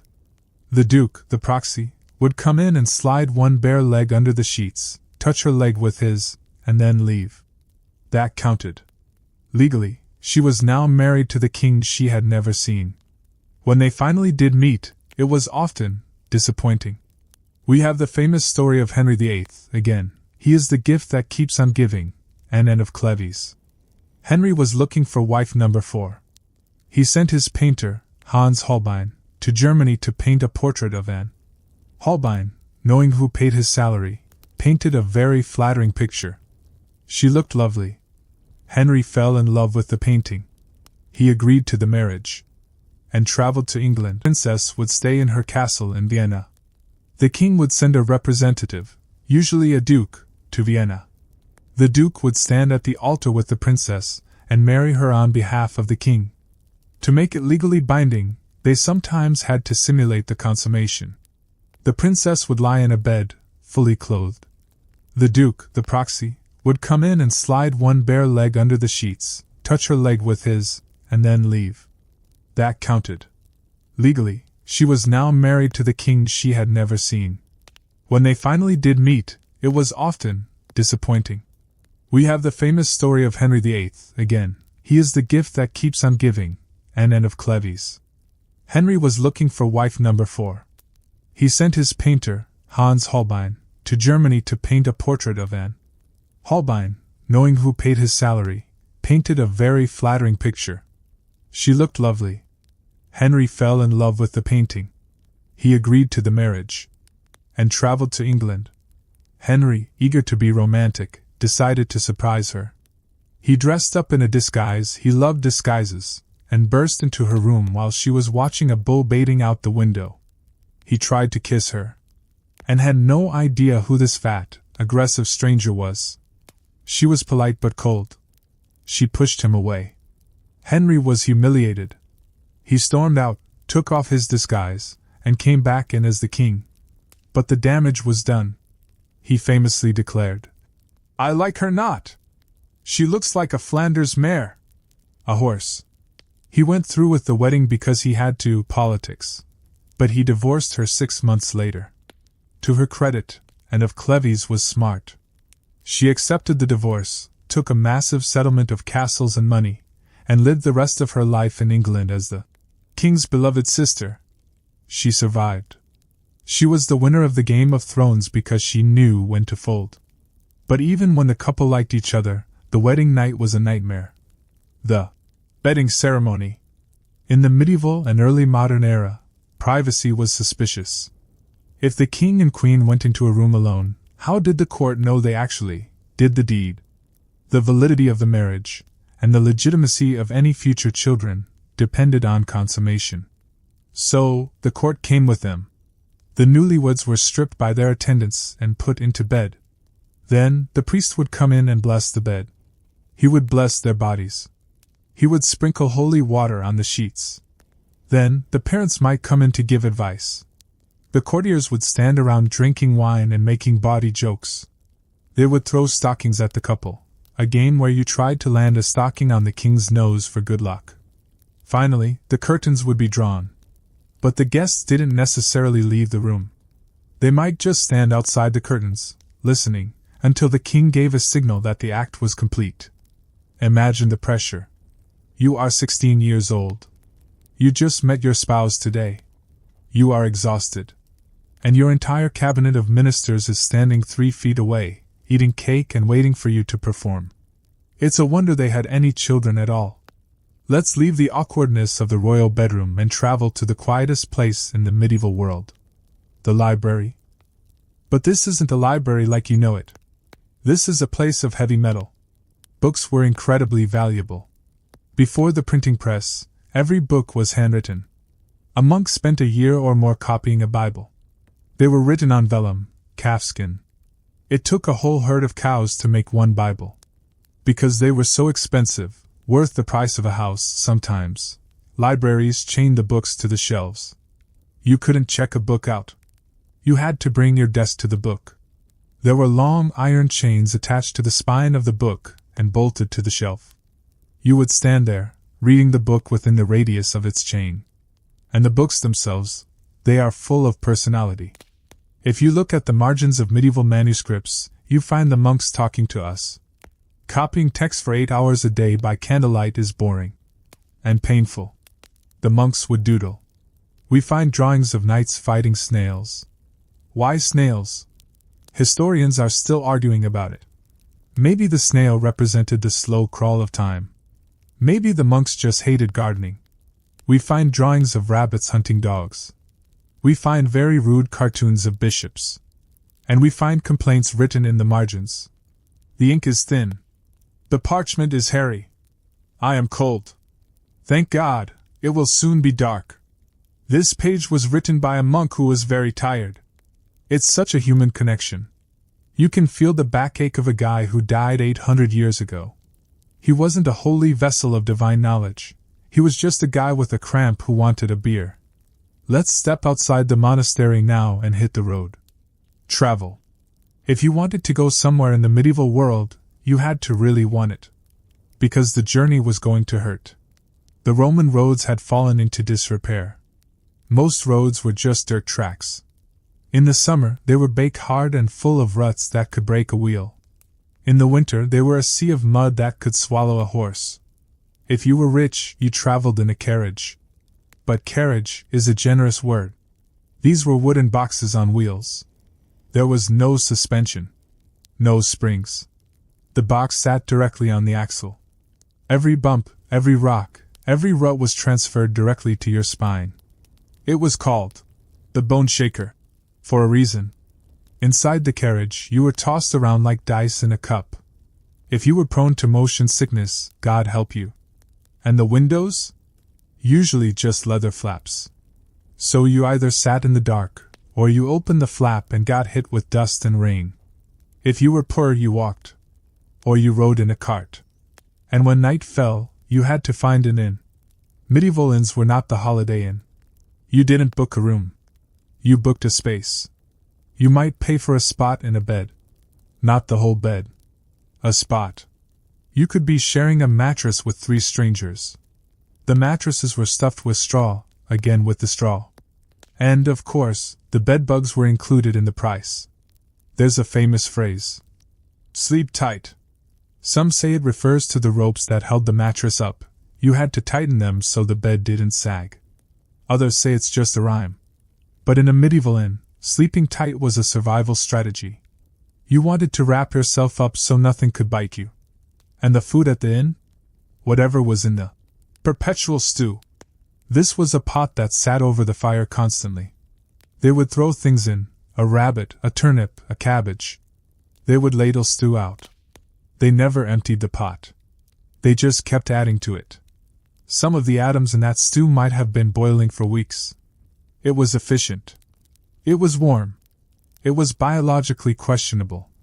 Let's take a gentle turn from the perpetual stew to the perpetual search for gold. Alchemy. We have to touch on the scientists. Or the proto-scientists. In the damp basements of these castles and cities, men were trying to hack reality. They were obsessed with the philosopher's stone. A substance that could turn lead into gold and grant eternal life. It sounds like magic, but they approached it like cooking. They spent their lives boiling urine. Urine is a recurring theme in history, I'm sorry. They distilled mercury. They mixed sulfur with arsenic. They didn't find the philosopher's stone. But they did discover some interesting things by accident.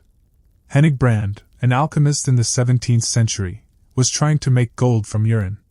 He boiled down 1,500 gallons of it. Don't ask how he collected it. He didn't get gold. But one night, his retort started to glow in the dark. A pale, green, ghostly light. It didn't produce heat, but it shone. He had discovered phosphorus. He had literally found light in the waste. It's a nice metaphor for the whole era, really. Amidst the muck, the plague, the bad teeth, and the questionable stews, they were stumbling across little glowing moments of discovery. But let's not get too inspired. Let's bring it back to the mundane. Let's talk about the spoon. We mentioned forks were rare. But spoons were personal. Most people carried their own spoon. You didn't expect a host to provide one. You had your spoon in a little case on your belt. It was a prized possession. If you were a peasant, it was wood. If you were a merchant, it might be pewter. If you were a lord, silver. This is where the phrase, "born with a silver spoon in his mouth," comes from. It wasn't a metaphor. If your godparents gave you a silver spoon at your christening, you had a safety net. If everything went wrong, you could sell the spoon. You had capital. If you had a wooden spoon, you had a spoon. Let's float back to the silence. The carriage has stopped shaking. The inn is quiet, except for the snoring of the 3 strangers in your bed. The alchemist has put a lid on his glowing urine. The king has finally finished the bedding ceremony, and the courtiers have gone home. The chains in the library are still. The snail in the margin is fighting the night, frozen in time. We are drifting towards the end of the night now. The timeline is blurring. The Middle Ages are fading into the Renaissance, but the smell is pretty much the same. Let's take a moment to appreciate the darkness. In a world without light pollution, the night sky was incredible. When they looked up, they saw everything. The Milky Way was a bright scar across the heavens. They didn't know what it was. They thought it was crystal spheres or the floor of heaven. They thought the planets were affecting their humors. Mars is in retrograde, that's why I have a toothache. It was a mysterious, terrifying, beautiful universe. And they were just small, pale, fragile people living in it, wearing wool, eating pottage, and trying to look good while doing it. We're going to leave them there under the stars. The king in his 4-poster. the peasant in his straw, the dog in the sleeve. They are all asleep now. And you should be too. The pig in the witness box and the hole in the head. Actually, you know what? Let's not drift off just yet. The night is still young, or at least, it feels that way in the timeless void of history. We've covered the makeup, the wigs, and the teeth. But we haven't really dug into the serious stuff. The stuff that happens when things go wrong. We need to talk about the courtroom. But not the human courtroom. Let's float down to the village square in France, somewhere in the 14th century. There's a crowd gathering. The magistrate is there in his robes. The executioner is sharpening his axe. It looks like a standard criminal trial. But the defendant isn't a man. It's a pig. Welcome to the bizarre world of medieval animal trials. This wasn't a joke. This wasn't a satire. This was a legally binding process. If an animal committed a crime, it had to face justice. Pigs were the most frequent offenders. They roamed the streets freely, remember the garbage situation, and they were aggressive. If a pig attacked a child, it was arrested. It was thrown in the same jail as the humans. It was fed bread and water. And it was given a lawyer. The court would appoint a defense attorney for the pig. And this lawyer had to do his job seriously. He would stand up and argue. Your Honor, my client was merely hungry. It was a crime of passion, not premeditation. Or, the child provoked the pig. There are records of lawyers giving eloquent, impassioned speeches defending the character of a sow. If the pig was found guilty, and they usually were, the sentence was death. But they didn't just kill the animal and eat it. That would be too logical. And eating a criminal was considered eating sinful meat. No, they executed the pig publicly. Sometimes they would dress the pig in human clothes, a little waistcoat and breeches, and hang it from a gallows in the town square. It was a ritual to restore order. It said, "Look, we are in control. Even nature has to follow our laws." It wasn't just pigs. There was a case where a rooster was put on trial for the unnatural crime of laying an egg. It was probably a hen with a hormonal issue, or a very confused rooster. The people were terrified. A rooster egg was thought to hatch a cockatrice, a mythical beast that could kill with a glance. So, they'd put the rooster on trial. The prosecution argued that the egg was a tool of Satan. The defense argued that the rooster didn't do it on purpose. The rooster lost. It was burned at the stake, along with the egg. And then there were the insects. You can hang a pig, but you can't hang a swarm of weevils destroying a vineyard. So, for pests, the church got involved. They used ecclesiastical trials. The bishop would send a summons to the weevils. He would have a herald read it out in the field. "I command you, weevils, to appear at the bishop's court on Tuesday." When the weevils failed to show up, contempt of court, the bishop would appoint a proxy to speak for them. The arguments were theological. God created the weevils. They have a right to eat. But they are eating the grapes meant for the Holy Communion wine. It was a complex legal battle. Usually, the court would decide on a compromise. They would designate a specific plot of land nearby as a weevil sanctuary, and order the insects to move there. If the weevils didn't move, well, the bishop would excommunicate them. He would damn the bugs to hell. Did it work? No. But it made the people feel like they were doing something. And in the Middle Ages, feeling like you had a plan was half the battle. Let's leave the courtroom and float over to the operating theater. We talked about teeth earlier, but what if you had a bigger problem? What if you had a headache? A really, really bad headache. Or maybe you were acting strange, hearing voices, or just being a bit too melancholic. The doctor might suggest trepanation. This is the oldest surgical procedure in human history. It involves drilling a hole in your skull. In the medieval period, they believed that madness, or epilepsy, or even severe migraines, were caused by evil spirits or bad humors trapped inside the head. The brain was overheating. It needed ventilation. So the surgeon, who, remember, was also the barber, would take a tool called a trephine. It looked like a corkscrew. He would cut a flap in the scalp. and then, he would start drilling. There was no anesthesia. You just had to bite on a piece of leather and hope he didn't slip. The goal was to remove a circular piece of bone, exposing the dura mater, the membrane covering the brain. The theory was that the demon would fly out of the hole like steam from a kettle. The terrifying part? People survived this. We have found thousands of medieval skulls with healed trepanation holes. The bone had grown back around the edges, proving the patient lived for years afterwards. Whether they were cured is another matter. But if you drill a hole in someone's head, they probably stop complaining about the headache pretty quickly, if only out of fear you'll do it again. There was a specific variation of this called cutting for the stone of madness.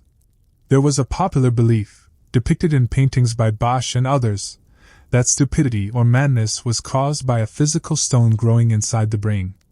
A literal rock of folly. Traveling quacks would set up a stage in the village. They would bring up a fool.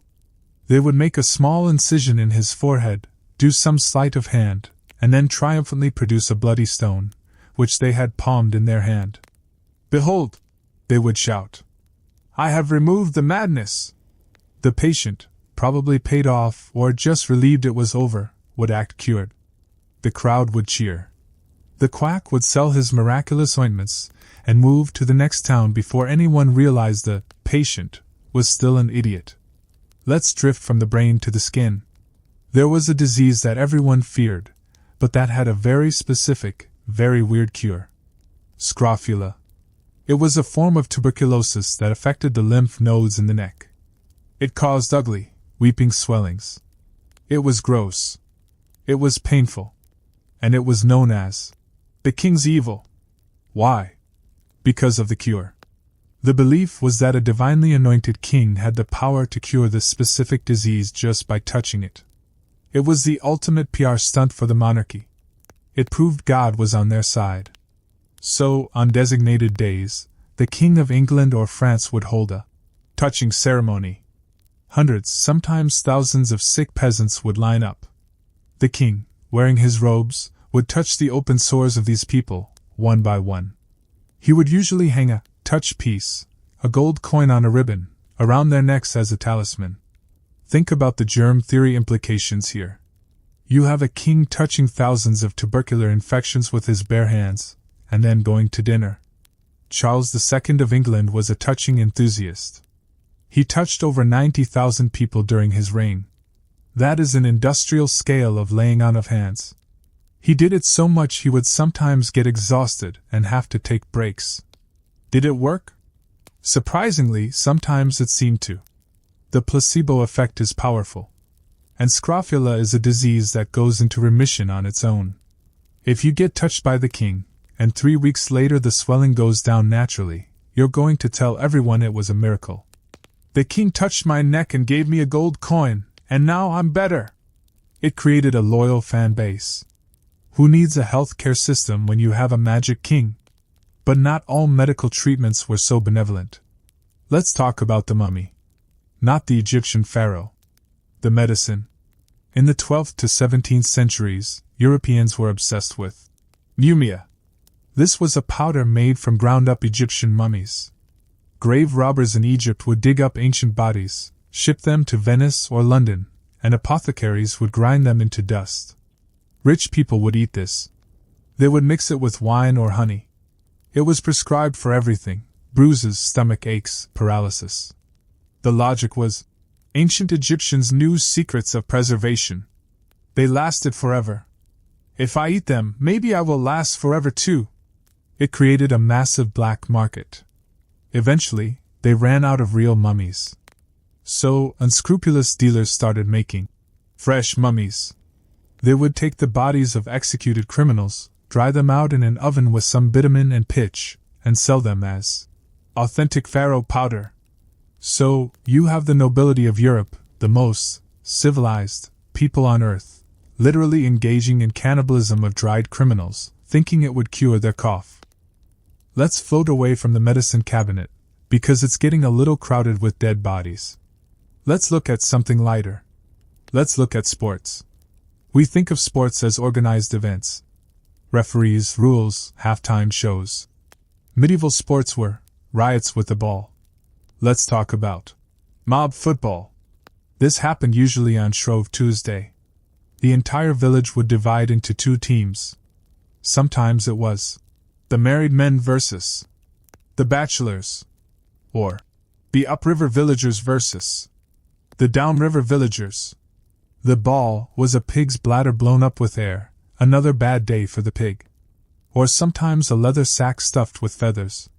The goal was to get the ball from one landmark to another. These landmarks could be miles apart. The church door of the next village, for example. There were almost no rules. You could punch. You could kick. You could wrestle. The only real rule was no murder, and even that was more of a guideline than a strict law. It was chaos. Hundreds of people rampaging through the streets, trampling gardens, breaking fences, tackling each other into the mud. Kings hated it. Edward II banned it. He said it caused too much noise and distracted men from archery practice, which was mandatory for national defense. But the people loved it. It was a way to let off steam. There were other games, too. Like shin kicking. This is exactly what it sounds like. Two men hold onto each other's shoulders and kick each other in the shins until one of them falls down or gives up. They would stuff straw in their socks for padding, straw again, but eventually, someone's leg is going to break. It was a simple time. A simple, painful time. Let's drift from the violence of sport to the violence of beauty. Or rather, the beauty of dangerous fabrics. We talked about lead makeup. But we didn't talk about the arsenic dress. This is a bit later, drifting into the Victorian era, but the roots are in the search for color. Green. Everyone wanted a bright, vibrant green. But natural dyes were dull. They faded to olive or brown. Then, a chemist invented Scheele's green. It was vivid. It was emerald. It was beautiful. It was made with copper arsenite. Arsenic. They used it for everything. Dresses. Wallpaper. Artificial flowers. Women would wear these massive green ball gowns. As they danced, the fabric would rub together, releasing a fine dust of arsenic into the air. The woman was breathing it. Her dance partner was breathing it. She was a literal femme fatale. If she sweated, and she did, because she was dancing in a ballroom with hundreds of candles, the arsenic would absorb into her skin. She would get rashes, sores, headaches. But the wallpaper was the real killer. They wallpapered nurseries with this stuff.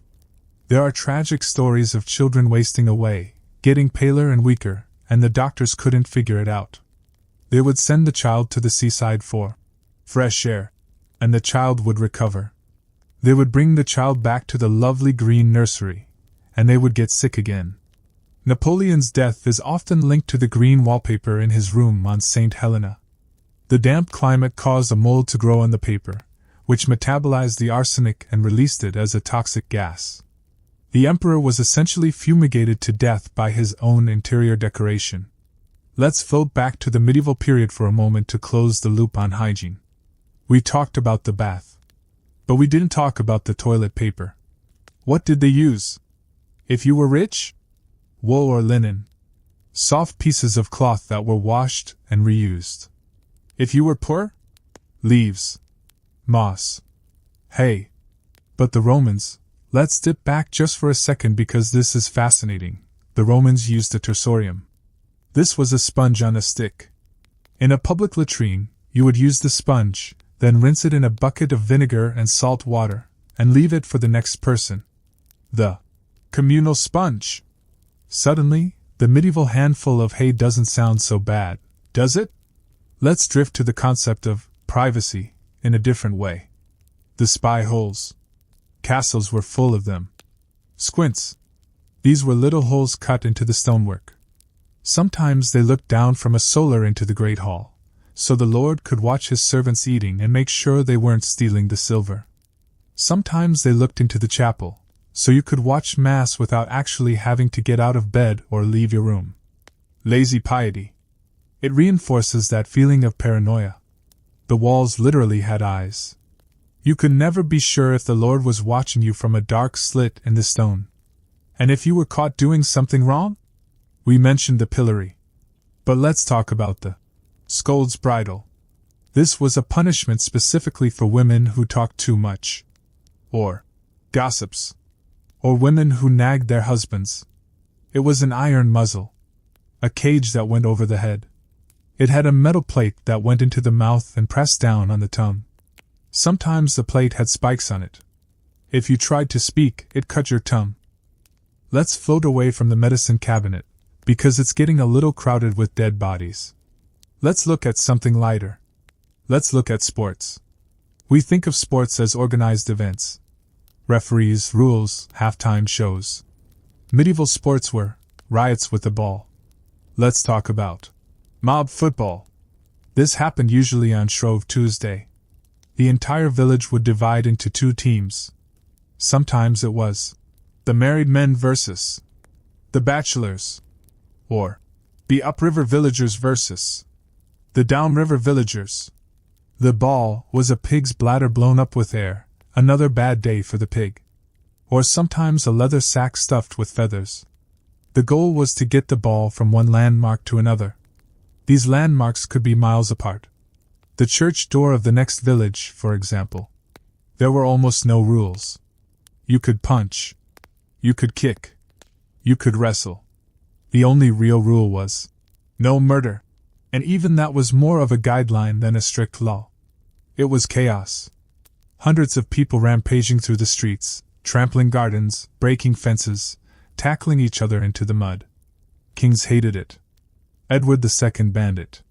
He said it caused too much noise and distracted men from archery practice, which was mandatory for national defense.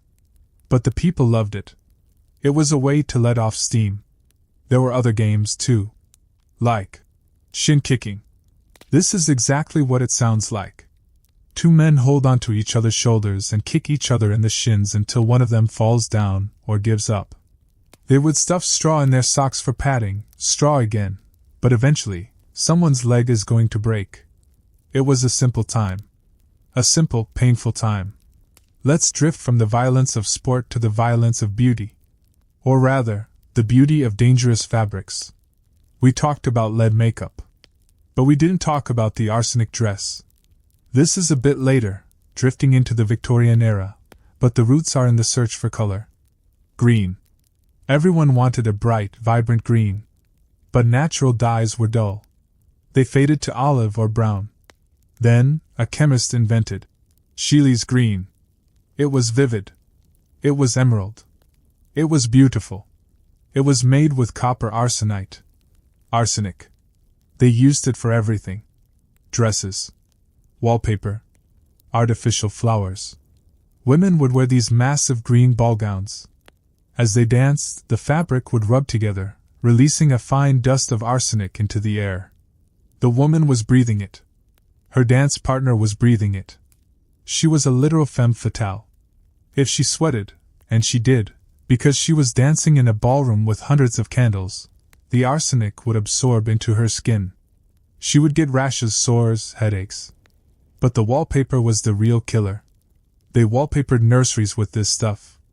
There are tragic stories of children wasting away, getting paler and weaker, and the doctors couldn't figure it out. They would send the child to the seaside for fresh air, and the child would recover.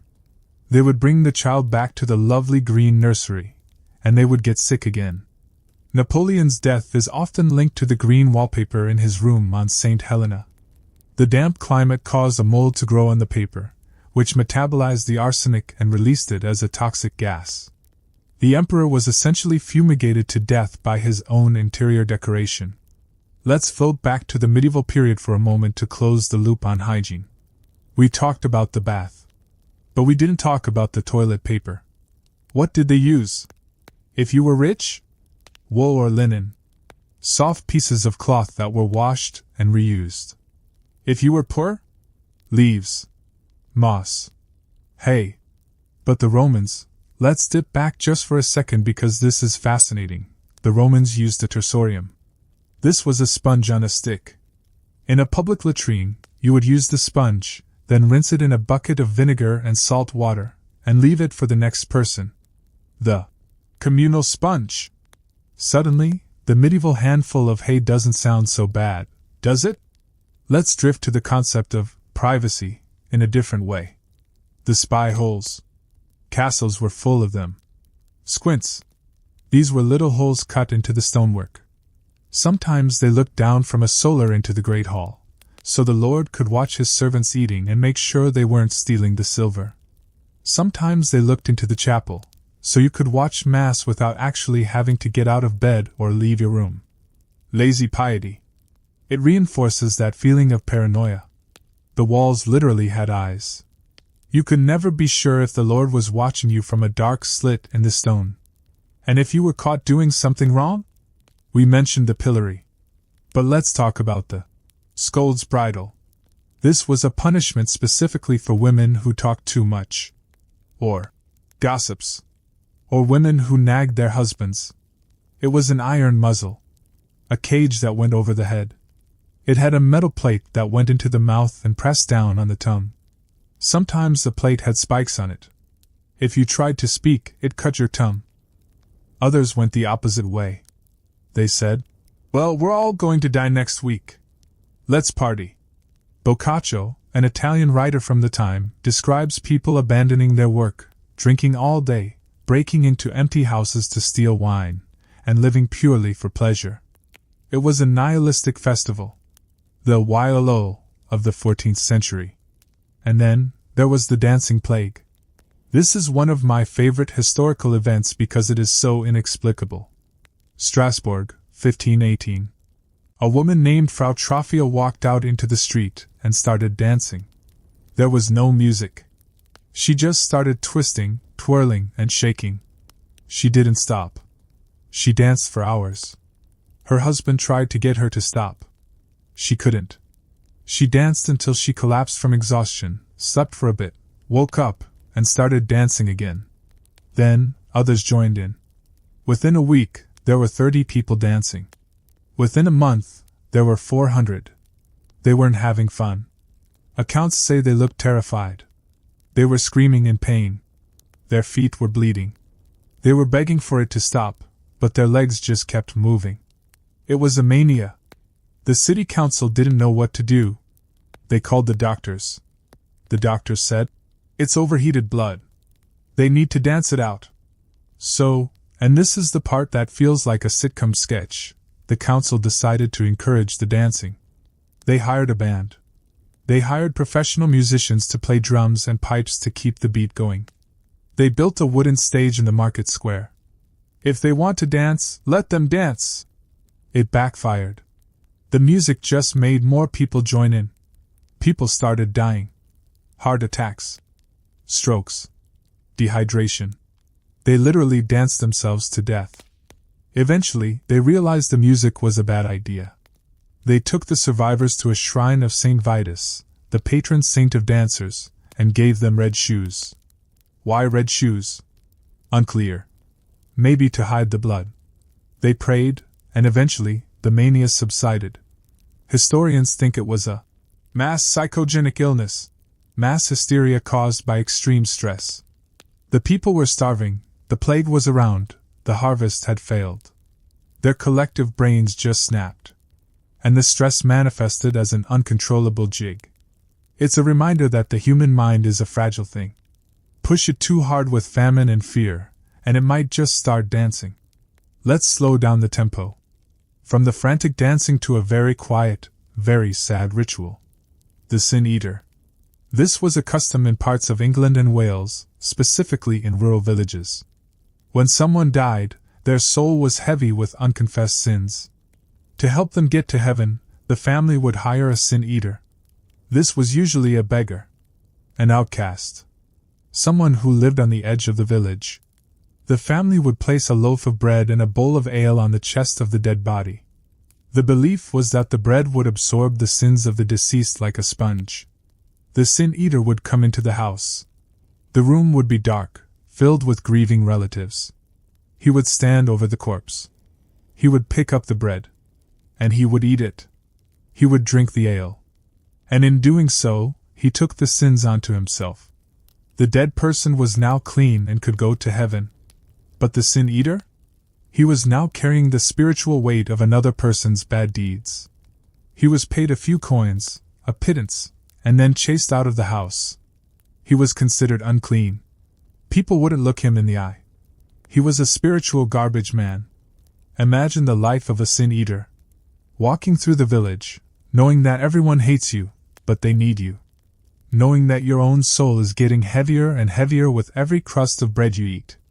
It's a lonely, dusty, carb-heavy burden. Let's drift from the spiritual food to the actual food preservation. We live in the age of refrigerators. If we want a strawberry in December, we get a strawberry.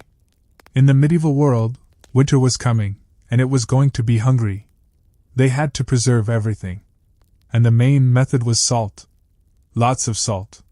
If you killed a pig in November, you had to make it last until March. So you packed it in barrels of salt. The meat would turn gray and hard. It was essentially mummified ham. When you wanted to eat it, you had to soak it in water for days just to make it edible, and even then, it was incredibly salty. They salted fish. They salted beef. They salted butter. The other method was smoking. You hung meat in the chimney. The smoke dried it out and killed the bacteria. It also made everything taste like a campfire. So, the medieval palate was very specific: salt, smoke, and vinegar, pickling. Fresh fruit and vegetables were a brief summer luxury. For most of the year, you were eating gray, salty roots and gray, salty meat. This is why they loved sauces. They made sauces out of wine, vinegar, spices, and breadcrumbs just to hide the taste of the salt. There's a famous dish called cockatrice. This is peak medieval boredom. A chef would take a pig and a turkey, or a capon. He would cut them both in half at the waist. Then, he would sew the front half of the pig to the back half of the turkey, and the front half of the turkey to the back half of the pig. He would roast them. It was a mythical beast on a platter. A pig with feathers. A bird with a curly tail. Why? Just to show off. Just to make the king laugh. Look, sire, nature has been defied. It's a lot of work for a visual pun. But when you don't have Netflix, a pig-bird hybrid is the evening entertainment. Let's float over to the concept of the forest. The royal forest wasn't just a bunch of trees. It was a legal designation. If a forest was royal, it meant the king owned the deer. All the deer. If a peasant was caught killing a deer in the royal forest, the punishment was severe. Sometimes blinding. Sometimes death. This is the origin of the Robin Hood legends. The tension between the hungry people and the king's deer. But the forest was also a scary place. It was the wild. People believed in the wild man, or the woodwose, a hairy, club-wielding man-beast who lived in the deep woods. He appears in tapestries and heraldry. He represented the opposite of the court. The court was ordered, shaved, and repressed. The woodwose was chaotic, hairy, and free. In a way, the woodwose was the medieval Bigfoot. And speaking of hairy things, let's talk about the beard tax. This comes a bit later, with Peter the Great of Russia, but it fits our theme of controlled appearances. Peter wanted to modernize Russia. He wanted it to look like Western Europe. And in Western Europe, the clean-shaven look was in style. But in Russia, a big beard was a sign of religious piety and masculinity. So, Peter imposed a tax. If you wanted to keep your beard, you had to pay. And if you paid, you got a beard token. A little copper coin that said, "The tax has been paid." You had to carry it with you. If the beard police, yes, essentially, stopped you and you didn't have your token, they could shave you right there in the street. Imagine the humiliation. A rough shave in the cold Russian mud, just because you didn't have your copper coin. It's another example of the state reaching right onto your face and telling you how to look. Let's drift back to the indoors. To the warmth. Let's look at the tapestries. Stone castles are cold. The walls radiate a chill that gets into your bones. So, they hung tapestries.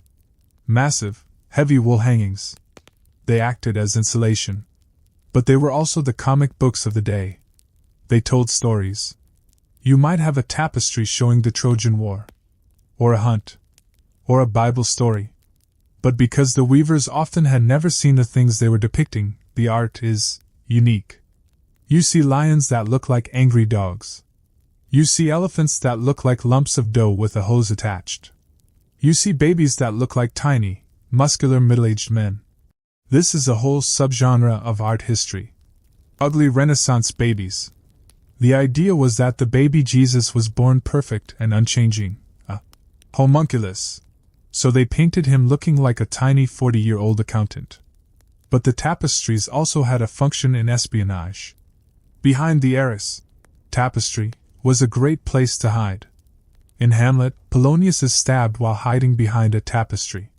It was a real fear. The fabric was thick enough to conceal a person. So, before a king entered a room, guards would often poke the tapestries with swords, just to make sure there were no assassins, or lovers, lurking in the wool.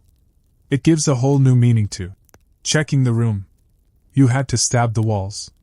Let's settle down now. We've eaten the salty pig. We've avoided the dancing plague. We've poked the tapestry. Let's look at the bed one more time. Specifically, the bed warmer. This was a brass pan on a long wooden handle. You would fill the pan with hot coals from the fire. Then, a servant would slide it between the sheets of your bed, moving it around to warm up the linen and kill the damp. If they weren't careful, they could scorch the sheets, or set the bed on fire. But when it worked, it was luxury. Sliding into a pre-warmed bed in a freezing castle. Sometimes, if you were less rich, you used a brick. A hot brick wrapped in flannel. You put it at your feet. As the night goes on, the brick cools down. The coals in the pan turn to ash.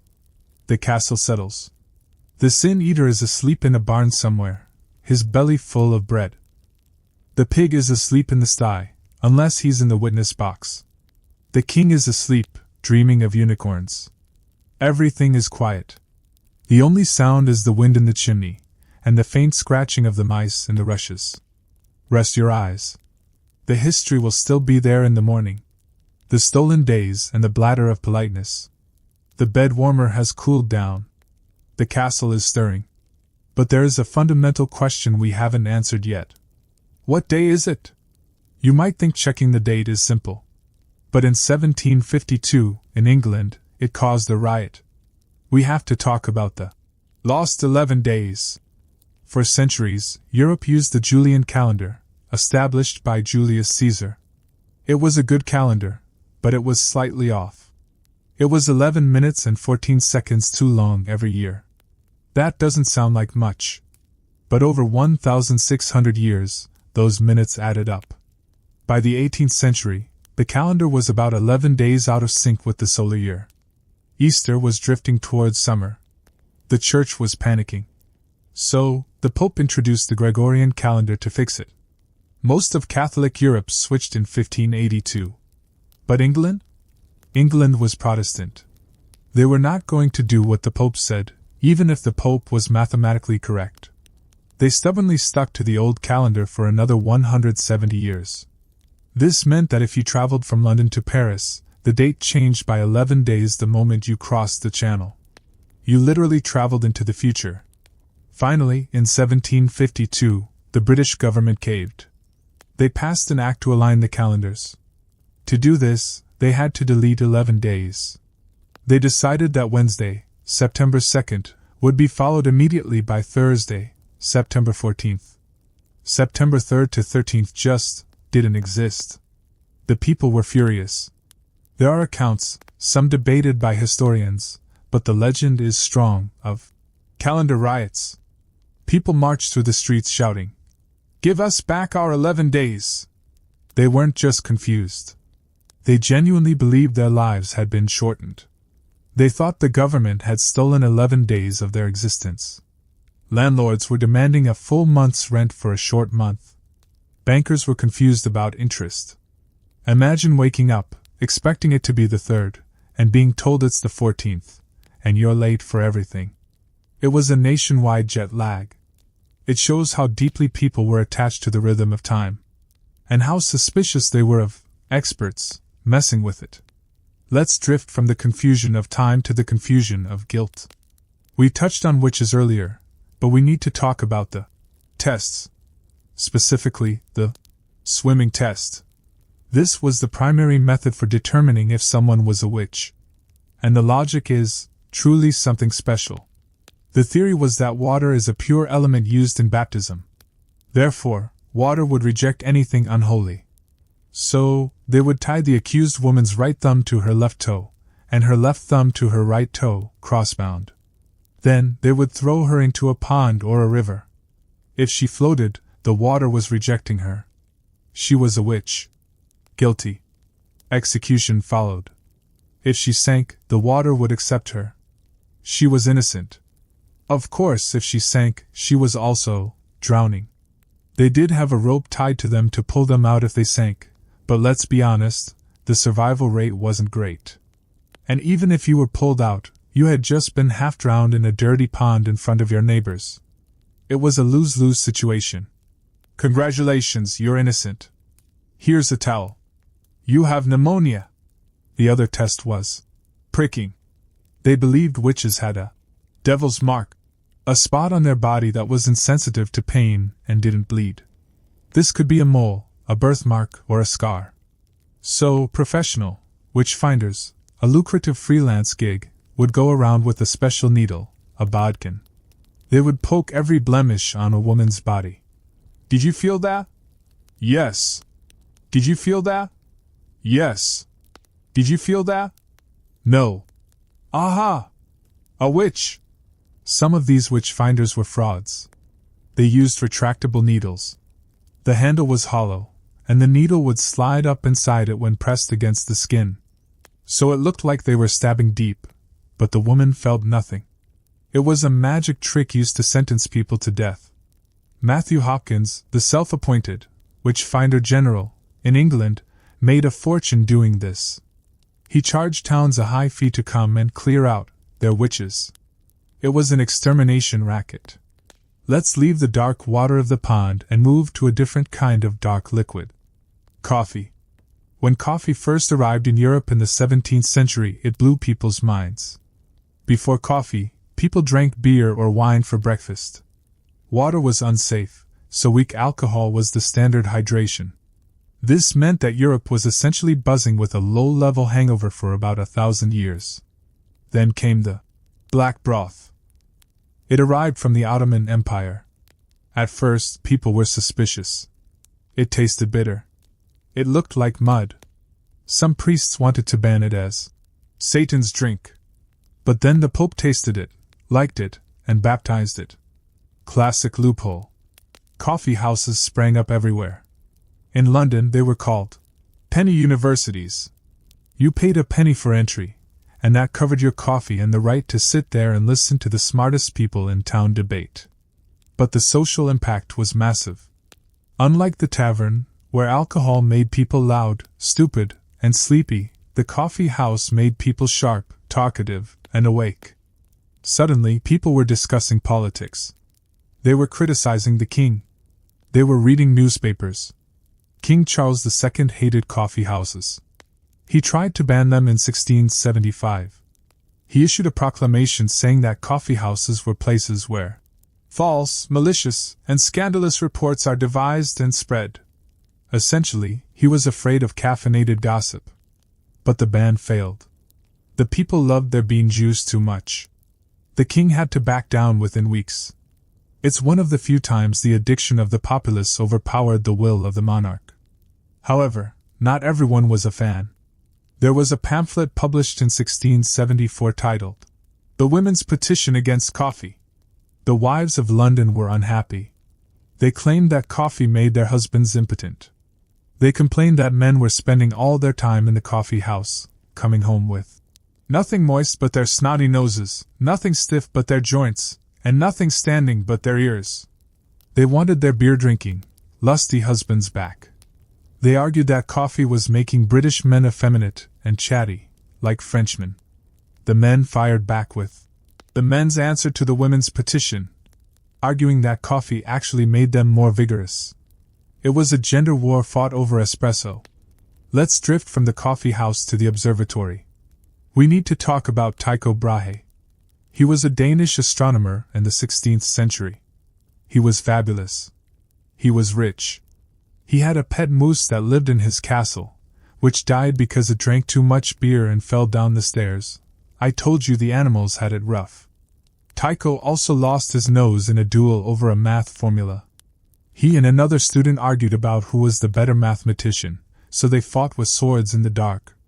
Tycho lost the bridge of his nose. For the rest of his life, he wore a prosthetic nose made of brass. For special occasions, he had a gold and silver one. He carried a little box of glue to reattach it if it wobbled. But Tycho is most famous for his death. And it relates to the etiquette we've been discussing. He was at a banquet in Prague. He had been drinking heavily. He needed to use the bathroom. But etiquette dictated that you could not leave the table before the host did. It was considered incredibly rude to stand up while a superior was sitting. So Tycho sat there. He held it. The banquet went on for hours. The pain must have been excruciating. His bladder was stretched to the breaking point. When he finally got home, he found he couldn't go. He had done permanent damage. He developed a fever, became delirious, and died a few days later. The diagnosis? A burst bladder. Or at least, uremia caused by urinary retention. He was literally killed by politeness. It's a cautionary tale. If you have to go, just go. Don't die for a baron. Let's move from the bladder to the rest of the urinary system. Specifically, the coronation. We see the paintings of coronations, glamorous, golden, solemn. In reality, they were often disasters. The crown itself, St. Edward's crown, is incredibly heavy. It weighs nearly 5 pounds. That's like wearing a bag of sugar on your head. Queen Victoria found it so heavy that it gave her a headache. She wrote in her diary about how much it hurt. But the worst coronation was arguably George Ivy's in 1821. George was extravagant. He spent a fortune on the event. He designed his own outfit, which involved a massive velvet hat with ostrich feathers. He looked like a giant, unhappy cake. But the problem was his wife, Caroline of Brunswick. George hated her. They were separated. He forbade her from attending the coronation. But Caroline wasn't having it. She showed up at Westminster Abbey on the day of the coronation. She banged on the doors. "Let me in! I am the Queen!" The guards had orders to keep her out. They crossed their bayonets. The Queen of England was literally running around the building, trying different doors, screaming to be let in, while her husband was inside being anointed with holy oil. The crowd was jeering. Some shouted, "Queen!" Some shouted, "Go home!" Eventually, she gave up and left. She died a few weeks later, reportedly of a broken heart, or possibly a bowel obstruction. History is unromantic. But imagine the scene inside the abbey. The king is sitting there, sweat dripping under his wig, listening to the muffled screams of his wife banging on the doors outside. It adds a layer of domestic tension to the divine right of kings. And speaking of tension, let's talk about the love chair. This belongs to Edward VII, the son of Queen Victoria. He was a man of large appetites. He loved food, he loved tobacco, and he loved women. He became quite heavy in his later years. This made his romantic escapades physically difficult. So, he commissioned a custom chair from a famous Parisian furniture maker, Syphilis. It is a mechanical marvel. It has stirrups. It has handles. It has a split seat.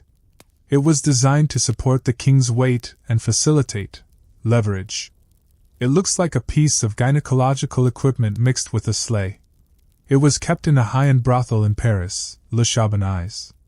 The king would visit, use his special chair, and then leave. When the brothel closed in the 1940s, the chair was bought by a museum. It remains a testament to the fact that if you are a king, you don't adapt to the world. You build furniture that adapts the world to you. Let's drift away from the chair. Let's look at the window. Why are all the windows in these old houses so small? Partly it was defense. Hard to shoot an arrow through a slit. Partly it was glass tax. Yes, for a while in England there was a window tax. The government wanted to tax the rich, but they didn't have income tax yet. So they used windows as a proxy for wealth. If you had a big house, you had lots of windows. So, people started breaking up their windows. You can still see this in London today. Old Georgian houses with bricked-up spaces where windows should be. It made the houses dark, damp, and airless. It brought back the tuberculosis issues. It was a classic case of a policy having unintended health consequences. People literally chose darkness to save a few shillings. And the air inside? We talked about miasma. But the fear of night air was intense. They believed that the air changed at night, that it became toxic. So, before bed, you shut the windows tight. You drew the heavy velvet curtains. You closed the door. You sealed yourself in. With the candles burning, consuming oxygen. With the fireplace smoking. With the chamber pot under the bed. With the dog. The carbon dioxide levels in a royal bedroom must have been sky-high by morning. It's no wonder they woke up with headaches and needed smelling salts to revive them. Smelling salts were ammonium carbonate. They release ammonia gas. It triggers an inhalation reflex. It literally shocks your lungs into breathing. So, the morning routine was, wake up groggy from CO2 poisoning, sniff ammonia, put on a wig made of horsehair, and drink beer. It's a miracle they got anything done. Let's end this section with a quiet job. The knocker-upper. This is later, Industrial Revolution, but it fits the sleep theme. Before alarm clocks were cheap/reliable, how did you wake up for your shift at the factory? You hired a knocker-upper. This was a man, or woman, with a long bamboo pole. They would walk the streets at 4 a.m. They would tap on your bedroom window with the pole. Tap, tap, tap. They wouldn't leave until they saw you move. Some of them used pea shooters to shoot dried peas at the glass on higher floors. But here's the philosophical question that plagued the era. Who wakes up the knocker-upper? There was actually a rhyme about it. We had a knocker-up, and our knocker-up had a knocker-up slash, and our knocker-up's knocker-up didn't knock our knocker-up slash, so our knocker-up didn't knock us up 'cause he's not up. It's a tongue twister of sleep deprivation. But imagine that sound. The gentle tap on the glass in the gray, smoggy dawn. It's a rhythmic, sleepy sound. The world is waking up. The coffee is brewing in the penny universities. The king is trying to find his prosthetic nose. The pig is waiting for his lawyer. And we are drifting further down the river of time. The deadly eel and the pope in the river. We've woken up the village with the bamboo pole. Now, naturally, it is time for breakfast. Or in the case of the nobility, a feast that lasts until you pass out. We have to talk about surfeit. This is a word you see a lot in medieval death certificates. He died of a surfeit. It's a polite way of saying he ate until he exploded. The most famous victim of the surfeit is King Henry I of England. Henry was a serious man. He was good at administration. He was bad at portion control. His favorite food was lampreys. If you don't know what a lamprey is, picture a nightmare. It's an ancient, jawless fish that looks like a tube of muscle. Instead of a mouth, it has a suction cup filled with concentric rows of sharp teeth. It latches onto other fish and sucks their blood. It is essentially a swimming vampire vacuum cleaner. And for some reason, the medieval aristocracy thought these were delicious. They were a delicacy. They were rich, fatty, and meaty. Henry's doctors told him, "Your Majesty, you are getting old. The lampreys are too rich for your constitution. Please eat a salad." Henry ignored them. One night in Normandy, he sat down and ate a massive quantity of stewed lampreys. He fell ill that night. Fever. Chills. The surfeit had taken him. He died a few days later, defeated by a bucket of parasitic eels. But Henry was an amateur compared to King Adolf Frederick of Sweden. Let's float forward to 1771. Adolf Frederick is known to history as The king who ate himself to death. It was Shrove Tuesday, the day of the pig bladder football. The king sat down for a light meal. He ate lobster, caviar, sauerkraut, kippered herring, champagne. That alone is a lot of sodium. But he wasn't done. He called for dessert. He wanted semla. These are traditional Swedish buns filled with almond paste and cream, served in a bowl of hot milk. He didn't eat one. He ate 14. 14 bowls of hot milk and cream buns, on top of the lobster and sauerkraut. He suffered massive indigestion, obviously, and died later that night. It's a tragic way to go. But it also speaks to the boredom of the court. Eating was one of the few things you could control. You couldn't control the wars, or the plague, or your children, but you could control exactly how many cream buns you put in your face. Let's drift from the dining table to the courtroom again. But this time, the defendant isn't a pig. It's a corpse. We are going to Rome. The year is 897 AD. This is the Cadaver Synod. It is the most Gothic, ridiculous event in the history of the Catholic Church. Pope Stephen VI hated his predecessor, Pope Formosus. He hated him so much that mere death wasn't enough to stop the feud. Formosus had been dead for 7 months. He was rotting in his tomb. Stephen ordered the body to be dug up. They dragged the corpse of Formosus into the basilica. They dressed him in his papal vestments, the robes, the mitre, the whole outfit. They propped him up on a throne. Because the corpse couldn't sit up on its own, being, a skeleton held together by dried skin, they probably had to tie him to the chair. Stephen appointed a deacon to stand next to the corpse and answer for him. Then, Stephen started screaming at the dead body. "Why did you usurp the universal see?" he yelled. The deacon, shivering next to the rotting pope, would whisper the answers. I don't know. I was ambitious." They found the corpse guilty. The punishment was severe. They stripped the papal robes off the body. They cut off the 3 fingers of his right hand, the fingers used for blessings. Then they dragged the body through the streets of Rome and threw it into the Tiber River. But the story doesn't end there. A monk fished the body out of the river. He hid it. Meanwhile, the people of Rome were horrified. They thought Stephen had gone too far. A rumbling earthquake damaged the basilica shortly after the trial, which people took as a sign from God that he was not amused by the puppet show. The Romans rioted. They seized Pope Stephen VI and strangled him in prison. Formosus's body was eventually reburied with full honors.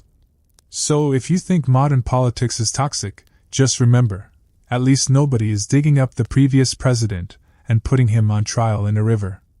Let's move from the desecration of bodies to the separation of bodies. Heart burial. In the Middle Ages, when a king died, he was often far from home. Maybe he was on a crusade. Maybe he was fighting in France. Transporting a whole body back to England or Germany in the summer heat was, legally and olfactory-wise, challenging. So, they pioneered mos Teutonicus, the custom of the Teutonic Knights. They would boil the body in wine or vinegar until the flesh fell off the bones. They would bury the flesh and entrails right there, on the battlefield. Then, they would pack the bones in a leather bag and take them home for the official funeral. But sometimes, they split the person up on purpose. Richard the Lionheart is a famous example. He wanted to be everywhere at once. He left his entrails in Calais, where he was shot. He left his heart in Rouen, because he loved Normandy. He left his body in Fontevraud Abbey, at his father's feet. So, there isn't one grave of Richard the Lionheart. He is a distributed network of royal remains. The heart was considered the seat of the soul, so it got special treatment. It was often put in a small lead box, sometimes filled with aromatic herbs, and buried near a favorite altar. This tradition continued for centuries. Thomas Hardy, the novelist, died in 1928. His heart is buried in Dorset with his first wife. His ashes are in Westminster Abbey.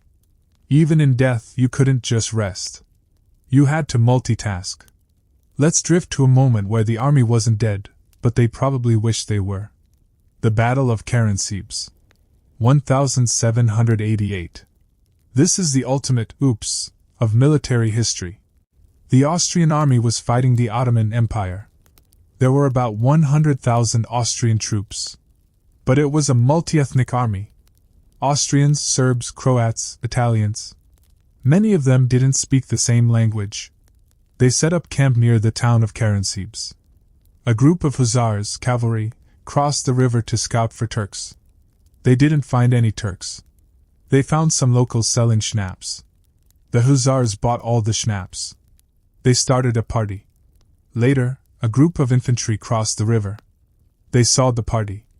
They wanted some schnapps. The hussars refused to share. They set up barrels as barricades. An argument started. Someone fired a shot. In the confusion, someone shouted, "Tursi! Tursi! Turks! Turks!" The drunken hussars thought the Ottomans were attacking. They panicked and ran back towards their own camp. The infantry thought the hussars were the Ottoman cavalry charging them. They opened fire. The main camp, hearing the shooting, woke up in the dark. They saw men running towards them shouting. An Austrian officer tried to restore order. He shouted, "Halt! Halt!" But the non-German-speaking soldiers heard, "Allah! Allah!" Panic spread like wildfire. The artillery corps started firing cannons at their own cavalry. The whole army dissolved into chaos, shooting at shadows, shooting at each other, fleeing into the night. The Holy Roman Emperor, Joseph II, was knocked off his horse into a stream and had to crawl away in the mud. 2 days later, the Ottoman army actually arrived. They found the plain littered with 10,000 dead and wounded Austrian soldiers. And no enemy. The Austrians had defeated themselves.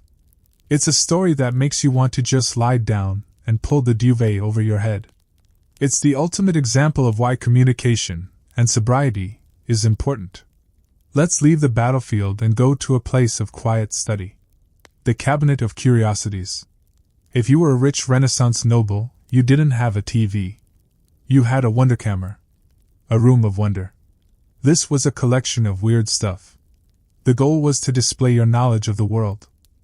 You would have a stuffed crocodile hanging from the ceiling. A mermaid, usually a monkey torso sewn onto a fish tail. A piece of coral that looked like a hand. A coconut, which was very rare and often carved into a goblet. An ostrich egg. And of course, the unicorn horn we mentioned earlier. People would spend hours just staring at these objects. It was a physical internet. A random assortment of data points. "Look at this," the Duke would say. "It is the claw of a griffin." It was an antelope horn. "Fascinating," the Count would reply. It was a way to domesticate the unknown. The world was big and scary and full of monsters. If you could kill the monster, stuff it, and put it on a shelf next to a nice piece of amber, it wasn't so scary anymore. But some collections were alive. We have to talk about the Pott's disease of the spine and the corset. In the 18th and 19th centuries, having a curved spine was common, due to tuberculosis again. So, doctors invented orthopedic devices. Some of these look like medieval torture racks. There was the Heidelberg apparatus. A patient would be strapped into a frame, and a screw mechanism would stretch their spine. But for daily wear, there were iron corsets. Heavy, metal cages lined with a bit of velvet, bolted tight around the torso. Imagine trying to be a debutante, flirting at a ball, while wearing 20 pounds of ironmongery under your muslin dress. It explains the fainting couch. Furniture was designed for fainting. Because women's clothing was so restrictive, corsets, and the air quality was so bad, fainting was a daily occurrence. So, homes had specific sofas with one raised end, designed so you could collapse elegantly without hitting your head. Fainting was almost a social skill. If a conversation got too boring, or too scandalous, you could just swoon. "Oh, the vapors!" Thump. And then someone would bring the smelling salts, and you could reset the scene. Let's drift to the ultimate reset button. The monastery. If you were tired of the world, the lampreys, the wars, the heavy crowns, you could just check out. You could become an anchorite. This is extreme introversion. An anchorite, or anchoress, would enter a small cell attached to the side of a church. The bishop would come. He would say the last rites over you, because you were dead to the world. Then they would brick up the door. Literally. They walled you in. You had 3 windows. One looked into the church, so you could hear Mass and receive communion. One looked into a servant's room, so they could pass you food and take away your waste. One looked out to the street, so people could come and ask for advice. You spent the rest of your life in that 10 by 10 room. Just you and God. Julian of Norwich was a famous anchoress. She lived in a cell for decades. She wrote the first book in English by a woman, Revelations of Divine Love. She wrote the famous phrase, "All shall be well, and all shall be well, and all manner of things shall be well." It's a comforting thought. She was walled up in a stone box, eating kale pottage, with no heating and no exit, and she still believed that everything was going to be okay. It puts our modern stress into perspective. If Julian could chill out in a bricked-up closet, we can probably handle a Tuesday. Let's float from the holy cell to the unholy smell. The Great Stink. London. Summer of 1858. The River Thames was the city's sewer. For centuries, all the waste from the Gardelil buckets went into the river. Usually, the tide washed it away. But this summer was hot. Very hot. And dry. The river level dropped. The sewage didn't wash away. It just sat there, fermenting in the sun. The smell was so bad it stopped the government. The Houses of Parliament are right on the river. The MPs couldn't work. They tried soaking the curtains in lime chloride bleach. They tried burning piles of incense. Nothing worked. The smell of centuries of bad decisions was overwhelming. There were reports of men vomiting in the street just from walking over a bridge. Finally, the government did the one thing that always motivates politicians. They were personally inconvenienced. They passed a bill in record time, 18 days, to build a massive new sewer system. They hired Joseph Bazalgette, a brilliant engineer. He built the sewers that London still uses today. He literally saved the city by moving the poop. It's a reminder that sometimes, things have to get absolutely unbearable before we fix them. The Great Stink was the rock bottom that led to modern sanitation. Let's drift to a cleaner image. The ice house. Before freezers, how did the rich have ice cream? They harvested the winter. In January, when the lakes froze, teams of men would cut massive blocks of ice. They would haul them to the ice house, a deep, brick-lined pit dug into a hill, covered with straw and soil. The insulation was so good that the ice would stay frozen all summer. So, in the middle of a sweltering July, the Duke could say, "I would like a sorbet." A servant would go to the dark, cool cave, chip off a piece of January, and bring it to the kitchen. It's a kind of time travel. Eating the winter in the summer. There is something very peaceful about the inside of an ice house. Dark. Silent. Cold. The smell of wet straw. A suspended animation. Let's stay in the cold for a moment. Let's talk about the frost fairs. Sometimes the Thames froze solid. The Little Ice Age meant winters were much colder than today. When the river froze, Londoners didn't hide. They moved onto the ice. They set up tents. They roasted whole oxen on the ice. They had bowling alleys. They had printing presses. You could buy a postcard printed on the river. In 1814, they even led an elephant across the frozen river below Blackfriars Bridge. Imagine the sound. The crunch of boots on snow. The crackle of the fires. The smell of roasting meat. And the knowledge that beneath your feet the dark, cold water is rushing. It was a temporary city. A pop-up carnival on a surface that could vanish with a thaw. It's the perfect metaphor for history itself. We build our little structures, we roast our oxen, we print our laws, all on a sheet of ice that is constantly shifting, melting, and reforming. The ice melted. The fair ended. The elephant went back to the menagerie. And the river flowed on. Just like this story flows on. There is no end, really. Just a series of. And then the king died. And then the fashion changed. And then they invented the fork. It keeps going. A slow, steady stream of humans trying to figure it out. But for tonight, you don't have to figure anything out. You are not the king. You don't have to worry about the lampreys. You are not the pope. You don't have to worry about the river trial. You are not the weevil. You don't have to worry about the bishop. You can just be safe in your bed, warmer than a brick, cleaner than a rush floor.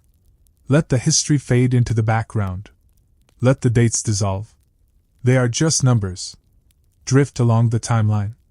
Past the wigs. Past the castles. Past the stars. The man who ate the fork and the stool of envy.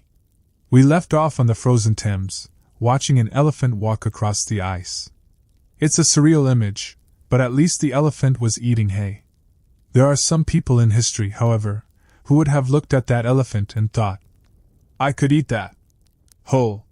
We have to talk about polyphagia. Specifically, the case of Tarare. Tarare was a French soldier in the late 18th century. And he was hungry. Always. He had a condition that medical science at the time couldn't explain. He could eat his own body weight in beef in a single day and still be starving. He was thin. He had huge, loose skin. When he wasn't eating, his skin would hang in folds. When he was full, he looked like a balloon. He didn't just eat food. He ate corks.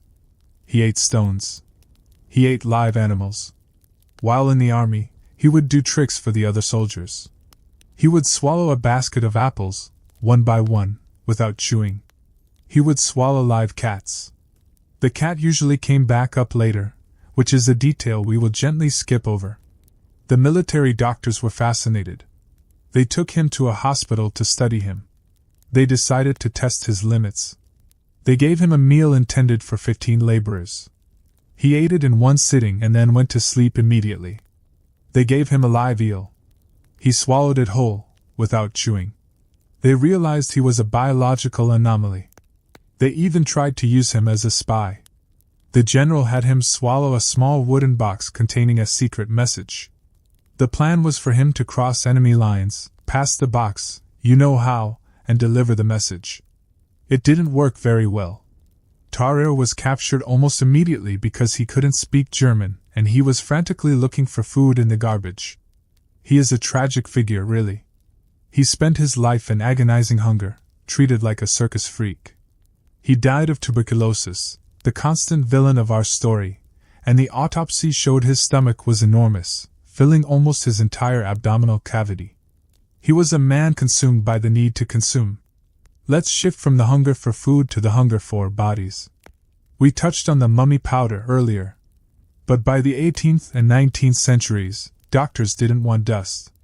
They want fresh anatomy. Medical schools were booming. Surgeons needed to learn how to operate. And to learn, you need a cadaver to practice on. But the law was strict. You could only legally dissect the bodies of executed murderers. There weren't enough murderers to go around. A rare supply chain issue where low crime rates were actually a problem for the industry. Enter the resurrection men. These were body snatchers. They weren't murderers, usually. They were thieves. They would watch the graveyards. As soon as the funeral was over and the mourners went home, the resurrection men would dig up the fresh grave. They were efficient. They didn't dig up the whole coffin. That took too long. They would dig a hole down to the head end of the coffin. They would smash the lid. Then, they would use a hook to drag the body out through the dirt. They stripped the body of its shroud and put it back in the coffin. Why? Because stealing a body was a misdemeanor. Stealing the clothes on the body was a felony. The law is weird. They would put the body in a sack and deliver it to the back door of the medical school. The doctors paid cash. No questions asked?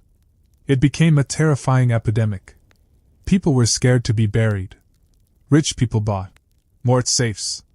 These were heavy iron cages placed over the grave. You can still see them in old Scottish churchyards. Big, rusty iron grids designed to keep the resurrection men out. Some families would hire guards to watch the grave for 2 weeks, until the body was too decomposed to be useful to the doctors. It climaxed with Burke and Hare in Edinburgh. They got tired of waiting for people to die naturally. They started suffocating lodgers in their boarding house and selling them to Dr. Knox. They killed 16 people before they were caught. The irony? When Burke was executed for his crimes, his body was given to the medical school to be dissected. His skeleton hangs in the Anatomical Museum in Edinburgh to this day. He became the product he was selling. Let's drift away from the graveyard. Let's go to the village boundary line. We need to talk about beating the bounds. In a world before Google Maps, and before most people could read a map anyway, how did you know where your village ended and the next one began? You used pain. Once a year, usually on Ascension Day, the priest, the mayor, and a crowd of villagers would walk the boundary of the parish. They would carry willow wands, long sticks. At key landmarks, a specific oak tree, a large rock, a bend in the stream, they would stop. And they would take a young boy from the village. They would bump the boy's head against the tree. Or they would whip him with the willow wands. Or they would throw him into the stream. It wasn't, usually, malicious abuse. It was a mnemonic device. The idea was that the pain would create a permanent memory.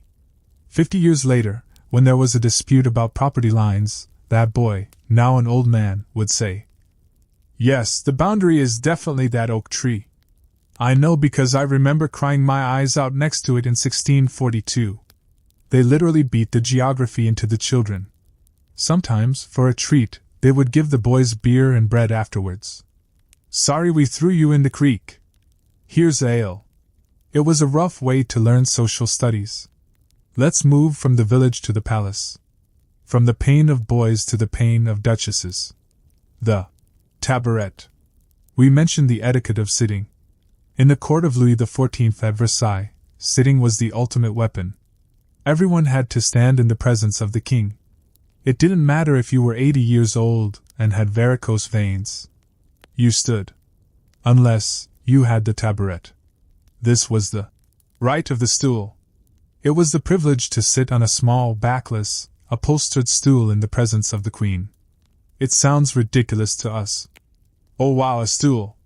But people fought viciously for this stool. It was the defining line between high nobility and just regular nobility. Duchesses would plot for years to get the tabaret. They would bribe ministers.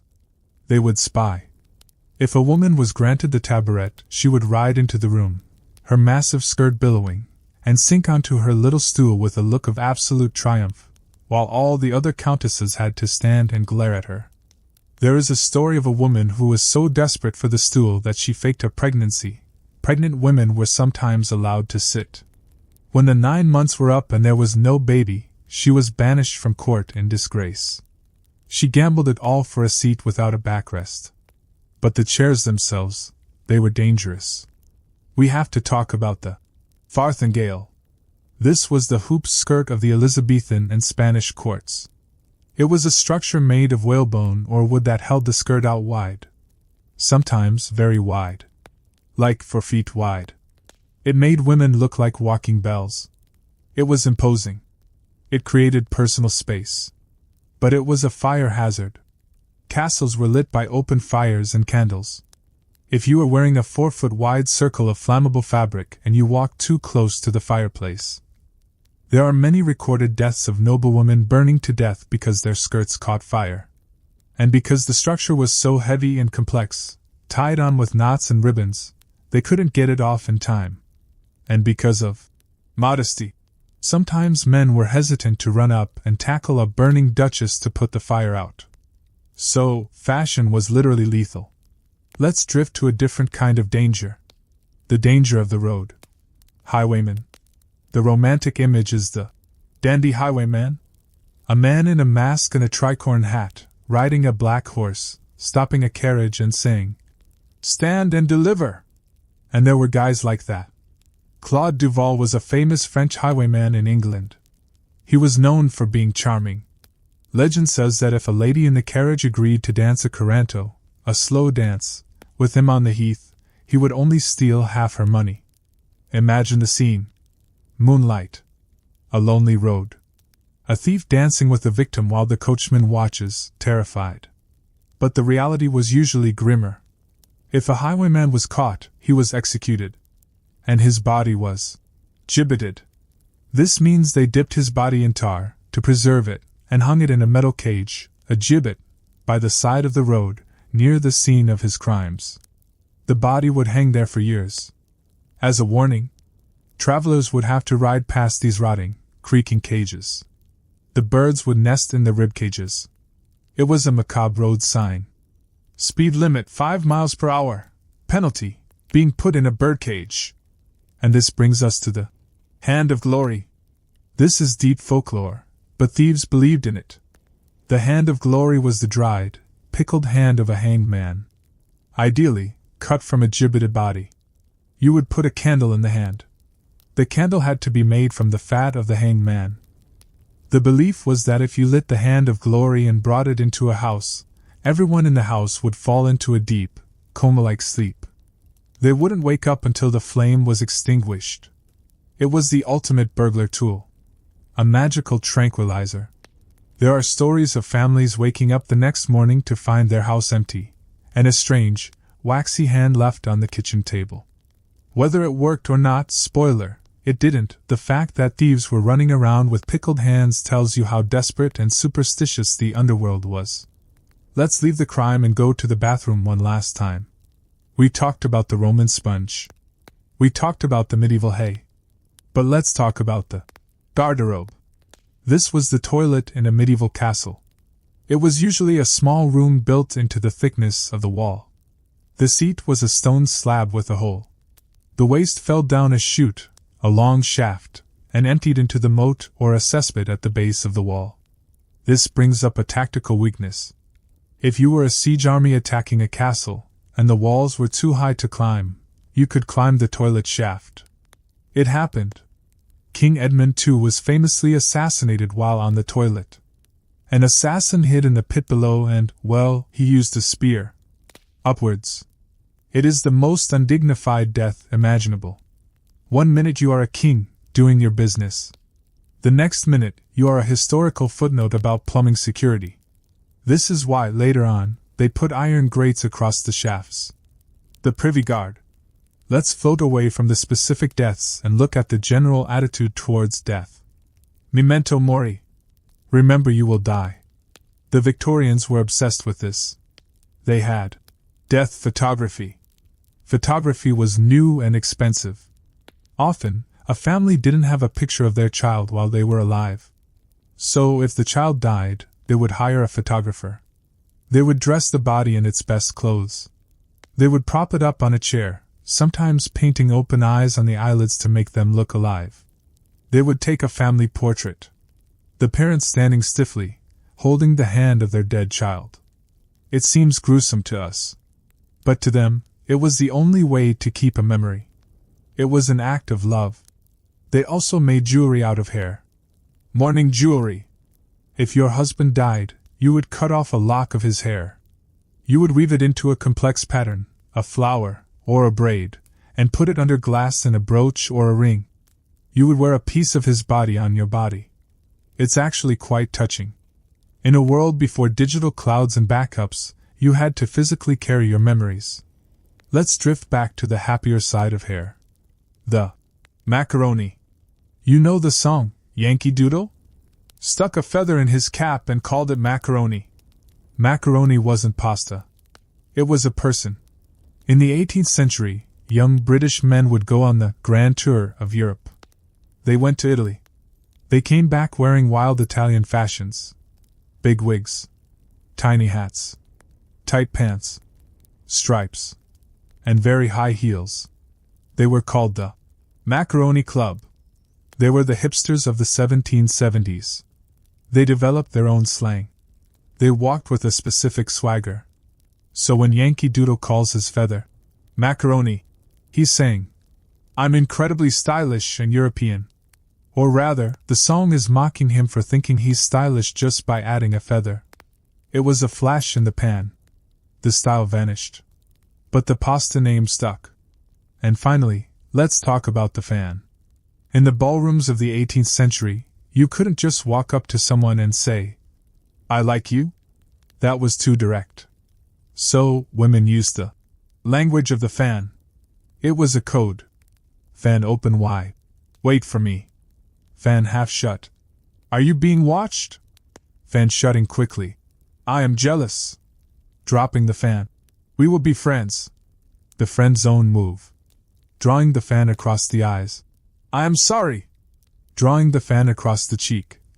I love you. Twirling the fan in the left hand. We are watched. Twirling the fan in the right hand. I love another.